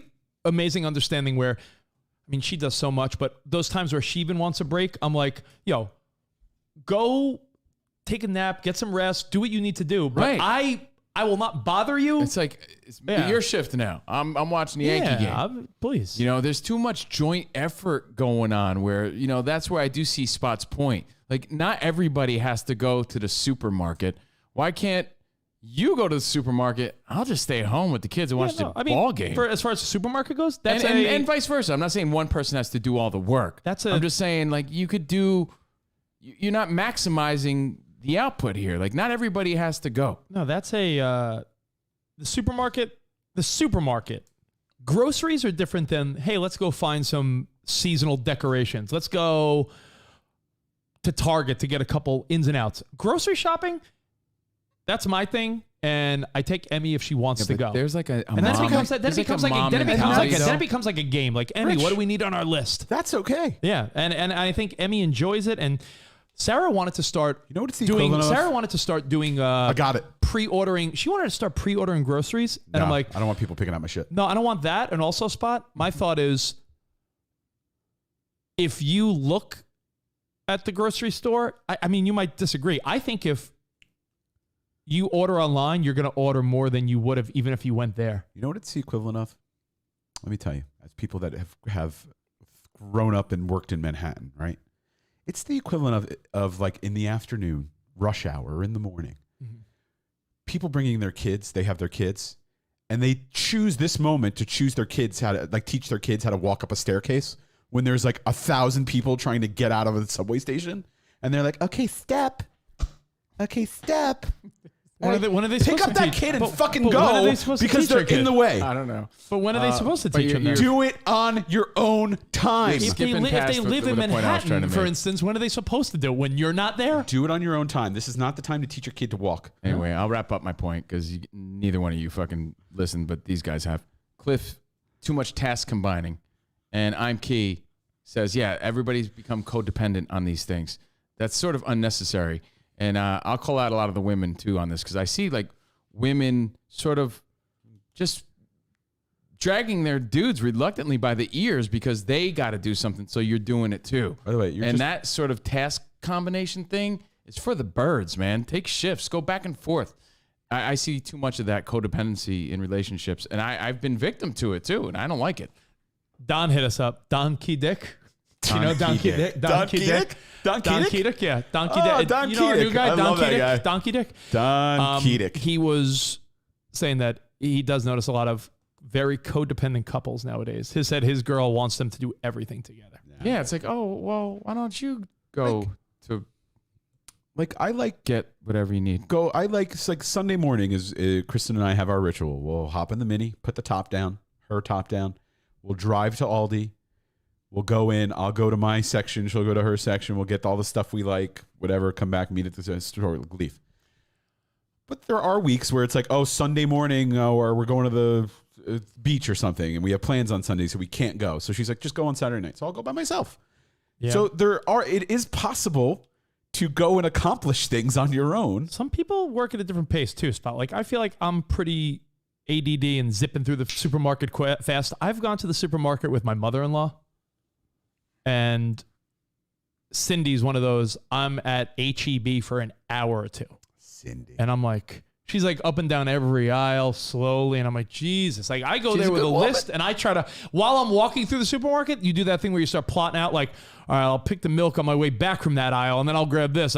She is not that. She's start at aisle 1, mosey up and down each aisle. I'm like, yo, we've been here a fucking hour and a half. Now we're talking. I hope you're prepared for this to be a forever thing. Because if I never have kids, this is just going to be how I am for the rest of my life. Gurmeet said you're really grumpy today. Yeah. Really Rage grumpy. and impatience. Grumpy Spot is a mood. Yeah. I agree, NW. Have you doubled up your testosterone? Lisa wants to know. Cubs fan says I'm a survivor. I didn't really live that life, but I have experienced it and I've seen it. The codependent, we got to do things together as a team all If the Spot time. was an emoji, he'd be that purple horned smiley face. Let me say this, okay? Obviously, I'm being a little bit extreme right It's now. the best point Cubs fan made all day. I'm being a little bit extreme, obviously, for effect. At the end of the day, I'll mutter to myself, but I'm not outwardly acting out. I'm just saying these thoughts. I'm sharing these thoughts that are in my brain. Yeah. All I ask is for people to be a little bit more self-aware and considerate of others. That's it. And I feel like it's the you left your cart in the aisle. right. theory. That's the only thing that that I'm trying to relay Hey, here. your cart's in the aisle. I'm trying to get by. I just feel like people are all about themselves and they don't care about the effect they're having on others, present company included. I think Be you're a little you're bit more self-aware. Yeah, but you're nasty. A lot of times you guys will fucking just stop in the middle of the fucking walkway and look at your phones, and I'll be like, bro, there's something. I know a guy behind that was doing a fucking national radio broadcast that just got up to put cups in the sink. It's you just got to be a little bit more self-aware about others around you. The world does not revolve around you. We are all in this together, floating on this rock millions of miles per hour through space. So let's be a little bit more considerate of each other. Or just be a little less critical, considering No. it's why would you waste your time being? Why would you waste your time being angry about? My things? gripes are equally as But you're angry about silly valid things as I'm angry no. because the supermarket was crowded. My to me, it's I'm a venting. lame I'm venting. complaint. I but told you I'm venting. These are my thoughts. I'm not saying that I lose sleep over it. These are my thoughts. I know, but I'm I've just never- saying let's meet halfway. Your gripes are equally valid as my gripes. Let's meet halfway. What about the idea that someone brought up to Thanks, put Don the final Keating. to put the final twist on this? Traditional roles are out the window because of traditional roles were based on one income family households Kaisers. and those those traditional rolls ciabatta were Hawaiian roll spot that sweet Hawaiian rolls. Sweet Hawaiian rolls. King's Hawaiian Hawaiian. from where spot? Hawaii. Thanks, Rich. No, that was a millionaire question you had, No, right? it wasn't. It had nothing to do with rolls. Damn, he tried to fucking pwn No, you. but it was about kings. It was about kings in what state, and the answer was Hawaii. And if you would have thought about it more in the moment, you would have thought King's Hawaiian. Oh yeah, Hawaiian. By the way, Spot lost on Who Wants to Be a Millionaire based on a question about kings. No, he didn't lose on that. He got it right. He used the lifeline. Either way, But on that pressure in that I want people to make sense stand on of a it. podium and have people ask you questions, and you see how in you those feel. pressure situations, not easy. I didn't make fun of you. Just saying that was one that you got right. But anyone that thinks it's easy when you're under those bright lights, you start second guessing everything you've ever known in your life. Be more like Ted Lasso when shopping for What does that groceries. mean? I don't even know what that Believe? means. Believe. What is this in reference to? I don't know. I just saw it. Oh, he just put that on the wall when he started coaching. It's really of not much significance, to be honest. Because everything I searched, Ted Lasso was like that. I'm the same in the store, constantly muttering. Well, there you go. I just think everyone should be a little less grumpy too. How about that? Everyone be a little more considerate, but be a little less grumpy, right? Yeah, it was a grumpy conversation. I didn't like it. Sorry, you got me going. I hate dogs. I hate dogs. I hate people. I hate kids. I hate everything. Then fucking jump off a bridge and kill yourself. I feel much better. If you hate everyone and you hate everything, little- then No, that's fucking leave. not Then what go I live was go live in a cabin in the middle of the That's woods. definitely not what I was Just trying to say. Be considerate and of others. I'm That's not all I saying you, ask. Spot. I'm saying if you're the person that's like, I hate animals, I hate kids, I hate everything, then go love fucking find a animals. cabin in the middle of the woods, live by yourself, and honestly just remove I love yourself. kids, bring a smile to my face. Emmy makes me smile. Didn't so say much. I hate dogs. Said I'm allergic You know what to you them. need? I think She you need to drink. warms my Spot, heart. you know what you need? You need a huckleberry gummy, cannabis infused from Wild. How about Keef? Keef Comes in soda. Blue Raz, Comes in cola, Blue Raz, root beer cola, kush. and some orange crush. See, that's what you need. That's what you need in your Drink life. Keef. Any other news alerts we may have forgot today? Sort of a slow news day, sort of a snooze day. I know Wednesday is the one day where. Did you get breaking news in the middle of anything you were watching yesterday about Gavin Newsom? Yeah, I he's know sticking Lonnie, around, right? Lonnie 3000 was really upset that he was watching Bachelor in Paradise and it was interrupted for the news break. Like, did you think it was going to happen? Well, I didn't. No, but I did find, and I don't ever agree with Pete Dominic, but apparently it cost $300 million to even do this process. Right. Like, what a waste of fucking waste. It's like all the Trump impeachment stuff. Yeah, but what like, a waste of fucking of money and resources. And when I can agree with Pete Dominic on some shit, yeah. like, When you agree with Pete Dominic, then it must be right. yeah, like what a fucking but the same waste. the same with the Trump impeachment stuff, right? Because it was like if the impeachment wasn't going to get him out of office, Right. Follow that, right? Yeah. If the impeachment stuff wasn't going to get Trump out of office, then why were people that were against Trump fighting it so hard? All you did was waste money and resources. $300 million. And again, I'm quoting Pete Dominic on that. And listen, that amount, but if you like, knew if how that's much the case, like fucking weak there's sauce. so much money wasted. Could have did so much more with that money. On a federal and state level. There's so much money wasted Rich that would have we'll paid never off know about. everybody he knows mortgages with that money. Yeah, see, exactly. So, hey guys, thank you guys for being here. Rolando says it's been announced that Terrence Crawford and Sean Porter are fighting. That's cool. I believe it's in November. Is that scheduled for November? I'm pretty sure I saw that. But yeah, as far as like other news, Joan Crawford? nothing other than rest in peace, Norm McDonald, Joan Crawford spot. Terrence Crawford, and Sean Porter. Bachelor in Paradise was interrupted last night for the Gavin Newsom update. Joan. How dare they? November 20th. Oh yeah, see, I'm right. November 20th. Yeah. And yes, people are ESPN idiots. Plus Franz. pay-per-view in Las Vegas. Thank you guys. But that's a cool fight.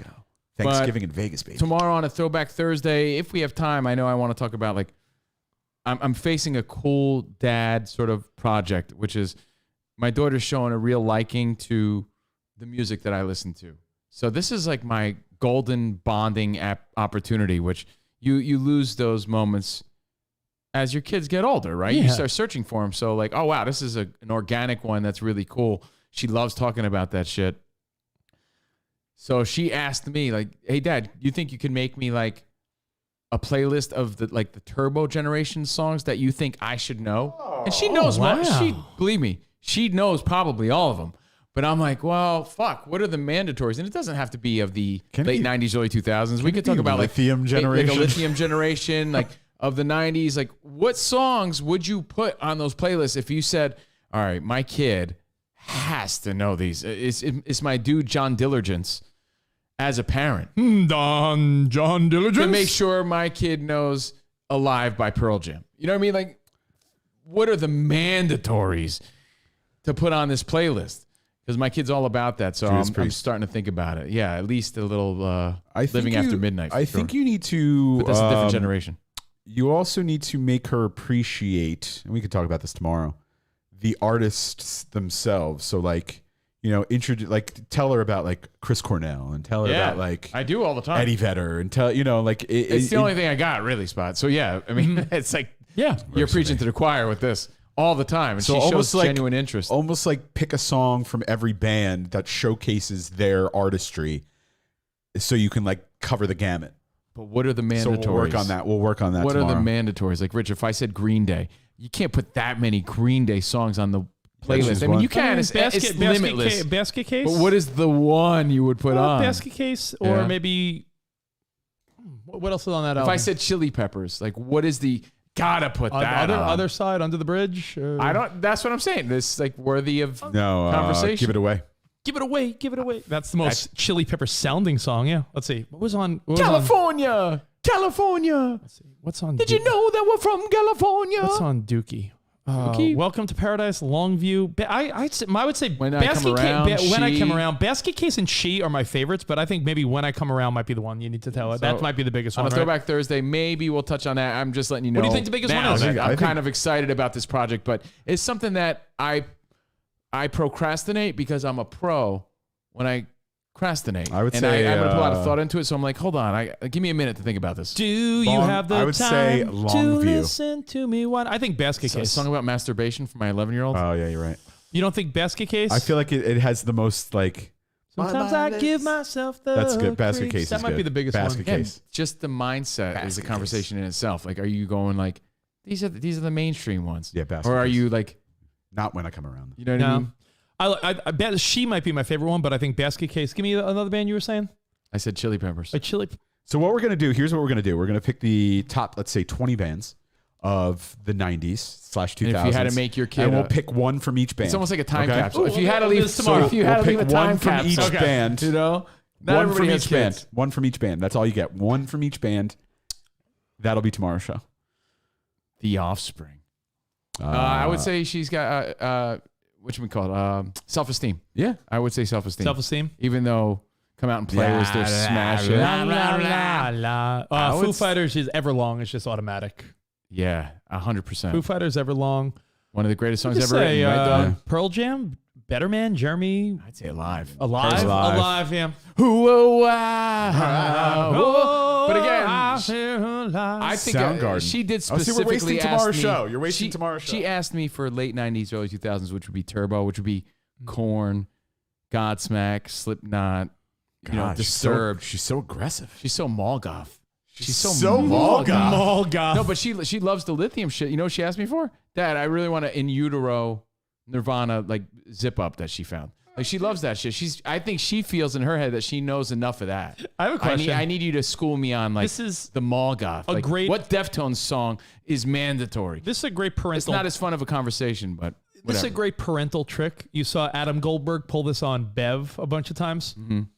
Adam? You know they're paying tribute to Paps this week? Paps? They're paying the whole tribute to Paps. Yeah, man, he was great. On the Goldbergs, JC in Kentucky. You know, enjoy it.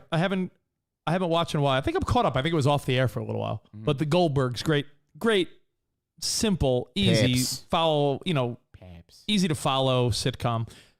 On the show, Bev Goldberg, the smothering mother. Grandpa. Adam would always want money and resources to make his movies and with his 80s video camera. So his trick was, if I somehow involved my mom, she'd make Murray, the dad, pay for everything. Yeah. Melody, she's tricking me to get that in utero jacket. Melody is tricking you because she wants this stuff already because it's popular again. So Dad, by tell her me about saying, music. by her being like, Dad, I really like Nirvana. I really love your 90s and 2000s rock. What do you say you buy me these boots and Nirvana t-shirt and this and that? And this flannel. Oh, you love the stuff I love? Melody, here's my card. Just buy it all. Yeah. You know what's funny? It's a good trick. Cubs fan. Now we're on the same page. He goes, flagpole sitter. I shit you not. I'm driving Melody home yesterday. I said, Melody, you got to listen to the song. This is one of the greatest. I go, you know what one-hit wonders are? She's like, yeah. She explained. I said, this is one of the greatest one-hit wonders of the 90s lithium generation. Yeah. For explanation. Now, exactly what a one-hit wonder is. So anyway, we'll have some fun doing that. Making playlists for your kid is a whole sort of cool. The fact that she asked for it is Next why step in I'm your cool with it. relationship. If you Yeah. made it for her just because you were being the pushy parent, No, I'd roll my eyes at you. But the fact that it's popular again and all the 90s, 2000 stuff is throwback for a preteen. They're also living in the generation of Yeah. they're being called out like, really name a song. I feel sorry for the playlist. Yeah, that you're she wearing a wants- Chili Pepper shirt? Yeah. Yeah, 12-year-old? Yeah. Do you even know the Chili Peppers? Right. She could be like, my dad hangs with the Chili Peppers. Right. I preemptively feel sorry for the playlist that Emmy's going to get. Oh, by the way, you're pretty... a lot of Train. You're pretty... Train's great. I fucking Counting Crows. love Train. I would Counting love my daughter to Crows. love that music. Counting Crows. Because it's my favorite stuff. Definitely some Rob Thomas. But if I love Rob Thomas. I love him too. Great guy. Rob Thomas and Santana He have a looks new like- song, by the way. Do you know looks like they're Wembley Fraggle You know they're Finito. together for the first time in over 20 years? Oh, really? Rob Thomas and Santana have a song called Move that I debuted on The Pulse like a week ago. Pretty smooth. But yeah, it's called Move by Rob Thomas and Santana. You got the kind of loving that Don would make me Keydick move. asked a good question, but I think the answer is obvious. Don Lin- Keydick. You're saying it wrong. Oh. Don Keydick. Don Keydick. Linkin Park, In the End or Numb? In the End might be one of the biggest songs of the whole decade. That might be In the End by Linkin Park is probably a top 5 song of the 2000s. All right, so what we're going to do is we're What going do to you pick say? the top. Those are two different generations. Right. We're going to pick the top 10 of the 90s and the top 10 of the 2000s, and then we'll make one each. I mean, those are both 2000 songs. In the End and One Step Closer is their hit, though. Numb. Was their smash, I mean. Was their breakout. Here's where you and I are always About going to have breaking the conflict, habit. okay? And this is something for you to think about. And then we'll leave and end on this note. Yeah.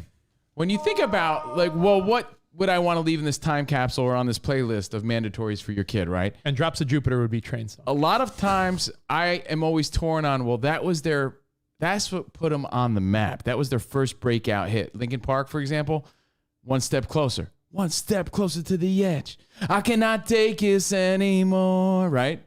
That's the one that always stood out to me.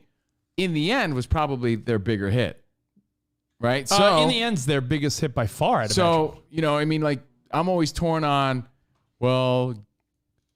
what, is it their breakout hit or is it their biggest hit that should be remembered for them? The biggest hit. The most iconic of the band. Yeah, I don't always like the biggest hit. Yeah, but that's the one that if you're trying to teach someone Yeah. history. The most signature and iconic of the band. Yeah, you don't teach someone. You If know- someone's trying to learn the basics of a generation, you don't give them the beat Some are cuts. easier than others, though. So, Yeah. if I said Papa Roach, it's obviously Last Resort. Last You know? Resort. Even though they I had mean, other Scars, songs. but that's like a lame one Last compared to Resort Last is the Resort's their fucking song. Yeah. Like if I was going to say like Coldplay, let's say for example, which is always my go-to. Yeah. If I was going to give the most iconic Coldplay song, I'd probably say here, listen to Clocks. Probably, yeah. It's the most iconic. It's not the best song. It's not the breakout For me, song. it's Yellow. Yellow's a little bit. I feel Yellow's like lame Clocks. lame for the playlist. for the Clocks playlist, is yeah. their anthemish kind of here's what Coldplay is You know, to me. no Coldplay song is super popular spot, but it's not even one of my top 10 favorite Coldplay songs. I played it as a throwback on Sirius XM the other day. Hymn for the Weekend. Oh, I fucking love that song. I don't like that. I feel like I that's love it. really It's a great fucking jam. okay. Maybe I'm just I not in love the it. Coldplay The beat's mode. great. Can I ask you a question? I There's like just- there's- Coldplay chill stuff. There's just enough. No, I like their upbeat stuff. There's just enough Going in the Beyonce. conversation for tomorrow. There's just enough Beyonce to polish the song, but not enough where she's annoying. That's what I love about that song. Okay. What Lenny Kravitz song would you put on the 90s playlist? 90s? American Woman. No, it ain't Really? over. Even though it's a remake, he it ain't over. he It redefined ain't that over song. till it's over, baby. No. See? I don't fucking. Oh. American Woman. He. I know it's a remake, but can you put two songs from each band? Playlists are limitless. I'm Lenny- thinking in Oh, reference to 120 minutes, 90-minute cassettes. What year was Always on the Run? 1990. I would choose that song. 91. Because Again- I'm always on the run. Again was a big Lenny Kravitz song. Nah, too slow. Yeah, that's why that's why I think You American know, I was Woman. in the video for that, and they cut me out. Swear to God, true story. Really? Yep. What video? Way back on a Wednesday, they did the filming of the Again video at the Limelight in New York City, and I guess for some reason, probably through radio, I was there, Mhm. right? I don't remember exactly why. Maybe like we were promoting the. Oh, and by I the have way, no idea, but I was in it, and the main girl in the video that he's following through the club and whatever, she stops at me in the video and like caresses me and like gets up on me, And it they was cut totally it? organic. And they too. cut I'm like, it? oh my god, I'm in the video. By the way, they fucking cut it out. I was like, no way. Who said it? Andrew Hart said it, and we can do it now, and I What? love it. We're making a Spotify playlist. Well, I don't think we can make that. Why not? I work on Sirius XM. We do a separate entity. This is our own thing. I mean, I do too. If anyone cares. Fine. Do you know what? No. Spot's releasing a Spotify playlist. Well, Spot, if I could, I would. No, but Spot will release one. You know, Spot will Melody release. is all Spot will about her, release. I say her fuck Spotify. Apple playlists and everything like that. So I don't care. Look, playlists are Spot. dope. I think they're dope, and I used to love making those playlists and mixtapes for girls I was into. My Mega Mix 96, legendary. I'll make a Pandora cassette. So anyway, something to think about. And how do the art of it today? I don't know. The art of it's changed because it's sort of limitless. So maybe we'll touch on that tomorrow. But a funny, Third cool Eye Blind. Let's end on that one. Jumper or Semi-Charmed Life? Semi-Charmed Life. Like fucking That's one of my, slam dunk. that might be question. my Semi-Charmed Life might be one of my top 3 favorite songs of all time. I just thought, believe it or not, I thought you were gonna say no, bro, Jumper. No way. Semi-Charmed Life might be the best. Semi-Charmed Life. Then Never Let You Go, even though it was off Blue. I like that song. Then Jumper. Semi-Charmed Life Then is Graduate. Semi-Charmed Life is the #1 song that is upbeat, but the lyrics are like the saddest thing. Then how's it gonna be? You guys should hear me on Lithium, man. And I'm on Lithium all next week. I played Blue the other day, and I was like, yeah, I think they call it that because the whole CD blew. It was really terrible, especially after the first one. The first album was so great, and the only good song off of Blue was this one. Never It's Let You Lithium. Go. Good Morning. Never Let You Go. Covino and from Madison. What else was on Blue? That's it. It was such a letdown because I love that first album. So anyway, if there's any takeaway, it's nice when so many parents are searching for ways to bond with their preteens. It's really cool. The one little nugget of organic awesome that we're getting now is that kids are into the 90s, 2000s stuff where you kind of have some weight and clout and knowledge to provide, especially me. So that's the one thing I'm winning on. Deep inside of you was Deep inside of you. Is that it? Deep inside of right? Doo-doo pie. I mean, it was Doo-doo pie. Oh, I was singing "Losing a Whole Year." I'm putting it on my doo-doo pie fucking the song. This was a radio stiff, but it was on Yeah, the I radio. played this on Z100. So thank you guys. Thank you, Rolando. Thank you, Eric B. Shout out to Rakim, Stefano, Andrew Hart. By I the way- can't wait till Melody says, Dad, can you make me a hip hop like mix of the 90s that I need to know? I'm like, I'm going to say fuck it now. yes, I can. I'm going to say it now. I can't wait. I recommend watching tomorrow's show live if you can, because this shit is going to get flagged out the ass. Oh, really? Because we're going to Yeah. play a lot of music. No, we don't And have it's to. gonna be- no, let's do maybe it. If it's No, just, so maybe watch the it conversation live, is what we just Or had. listen It's on like, the podcast, but the live stream, the live video might disappear, just so you know. no, it's just like you got to seize the moment. You know what I mean? Like Carpe diem. maybe that's just the point of the conversation. When your kid comes to you and they come to you with something in your wheelhouse, first thing you should say to yourself is there a catch to this, like Rich already described? Is she just trying to win me over so I could buy her some shit?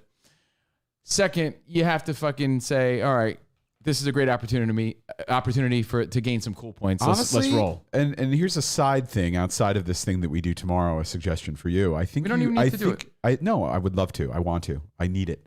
I think you should Content matter, Rich? You should Spot? also show her the CD experience. Like you should say, all right, after we do this playlist, and like here's this playlist, you can listen to it. Say, Show her how it works. Yeah. Show her That's how cool. a CD I like story that. is told. Yeah. So no, I'm saying like, don't burn a CD. I'm saying get one of your CDs. Yeah, be like, So, here, you used to buy a CD. Here's what Dad used to do. I used to look at kinda the cool. artwork. I used to look at the track listing. Some of them had the lyrics in them. Like, take her through pick one album. That's what we'll do tomorrow too. I want you to pick one album that is good from start to finish. Toadies, Rubberneck. So give her be like Dookie's such a might be great more- and answer. be like, here, listen Yeah. to this album. No, but from start to there's finish. method, like Rich said, right? I want to say, hey, filter, title of record, start to finish, kicks ass. But that might deter them because, Green Day might be like, I just fucking won them. I just reeled them in with that. But Like, I'm it's a saying, better hook. Spot's right though. Take your daughter through an outdated process, which is, all right, Melody, you'd go to the store, It's fun. you get the CD, you That's funny. you tear it out of the wrapper, The maxi single. and you would look Did inside. you have one of the CD openers? I did. No, what you would do is, you look at the lyrics, you look at the credits, you look at the artwork. You'd, take her through You gotta sniff it. Take her through the Thank whole. you notes. You gotta be like, it's weird. People would smell things, and I would always find that interesting. Not that I wasn't a smeller. You know what my brother used part to of the smell? process. That's why you smell your doo-doo My caca brother, You smell your doo-doo caca finger. my brother used to smell tickets. Tickets? My brother would always think there's a smell to concert tickets or ball game tickets. Like if you get them printed out for like season like he would think like they had like a printer smell. Like really? My Concert last tickets? question, and I like that idea as well. My last question is, does content matter? Like if I was doing the Turbo late 90s, early 2000s list, if I said Limp Bizkit, right? Does content matter? Like, do you want to put Nookie on there, even though that might be your answer for your kid? Well, yeah, I mean, you don't shield her. If you're gonna show her the decade, don't give her the don't give her the bunk. I gotta version. tell you, show her that documentary so she understands what it all You got to means. give your parents a lot of credit, guys. The And here's Woodstock why. doc. Because when you listen to the shit, like we've made a lot of exception for the things we grew up with, and it didn't have like as much influence on us that we're so scared that it will have on our kids, right? When you listen to some of the shit that we were listening to, a lot of it is questionable. If you heard your kids, if you heard your kid listening to Rape Me, you'd be like, "What the fuck you listening to? What is that?" Yeah, right. But we listened to it, and our parents let us slide, and they trusted us. It's so true. a lot of times I have to put that perspective on when I'm listening or viewing the things she's into, and I'm like, I don't know if I like that. So anyway, music. Throwback Thursday, way back Wednesday. Maybe we'll get into it tomorrow. As part of your education, just tell her. Honestly, you should show her that Woodstock documentary. No way. Because it shows her the mindset of the 90s. It's that documentary from how he describes it was Did you rape watch it? involved and everything. No, I did not. I did. But I'm saying what he told But us. by the way, Rape Me was an watched it. anti-rape song. I know that. Thank you, guys. All right. So anyway, Caleb Dibble. Thank you. Dribble? It's Dibble. Is it? Yeah, bro. It's Dribble. Caleb Dribble. Really? No, it's Dribble. Yeah. You're right. Okay. Drib- Lonnie, Oh, Dibble. Rolando, Jordan, I always Jordan thought it was Broski. Dribble. What's up, my broski? What's up, Beat your bros? bum. Thank you guys for being here. Rocket Poo, JC, Jeff the Jerkman, Wes. And I want to thank you guys again for checking out that article. There was an article written about us today. We started the show talking about I want to it. read that right now. Should be all over our It's on our social. Twitter. Leave a comment. Okay. On our Facebook. Let Fox Radio, Fox Sports Radio know what's up. We appreciate it. And check the article on our Twitter page at Covino and Rich. Awesome. On that note, hey, have a great Wednesday. Pop an edible. Enjoy. Arrivederci, baby. See you in the promised land. Goodbye. Bye, guys.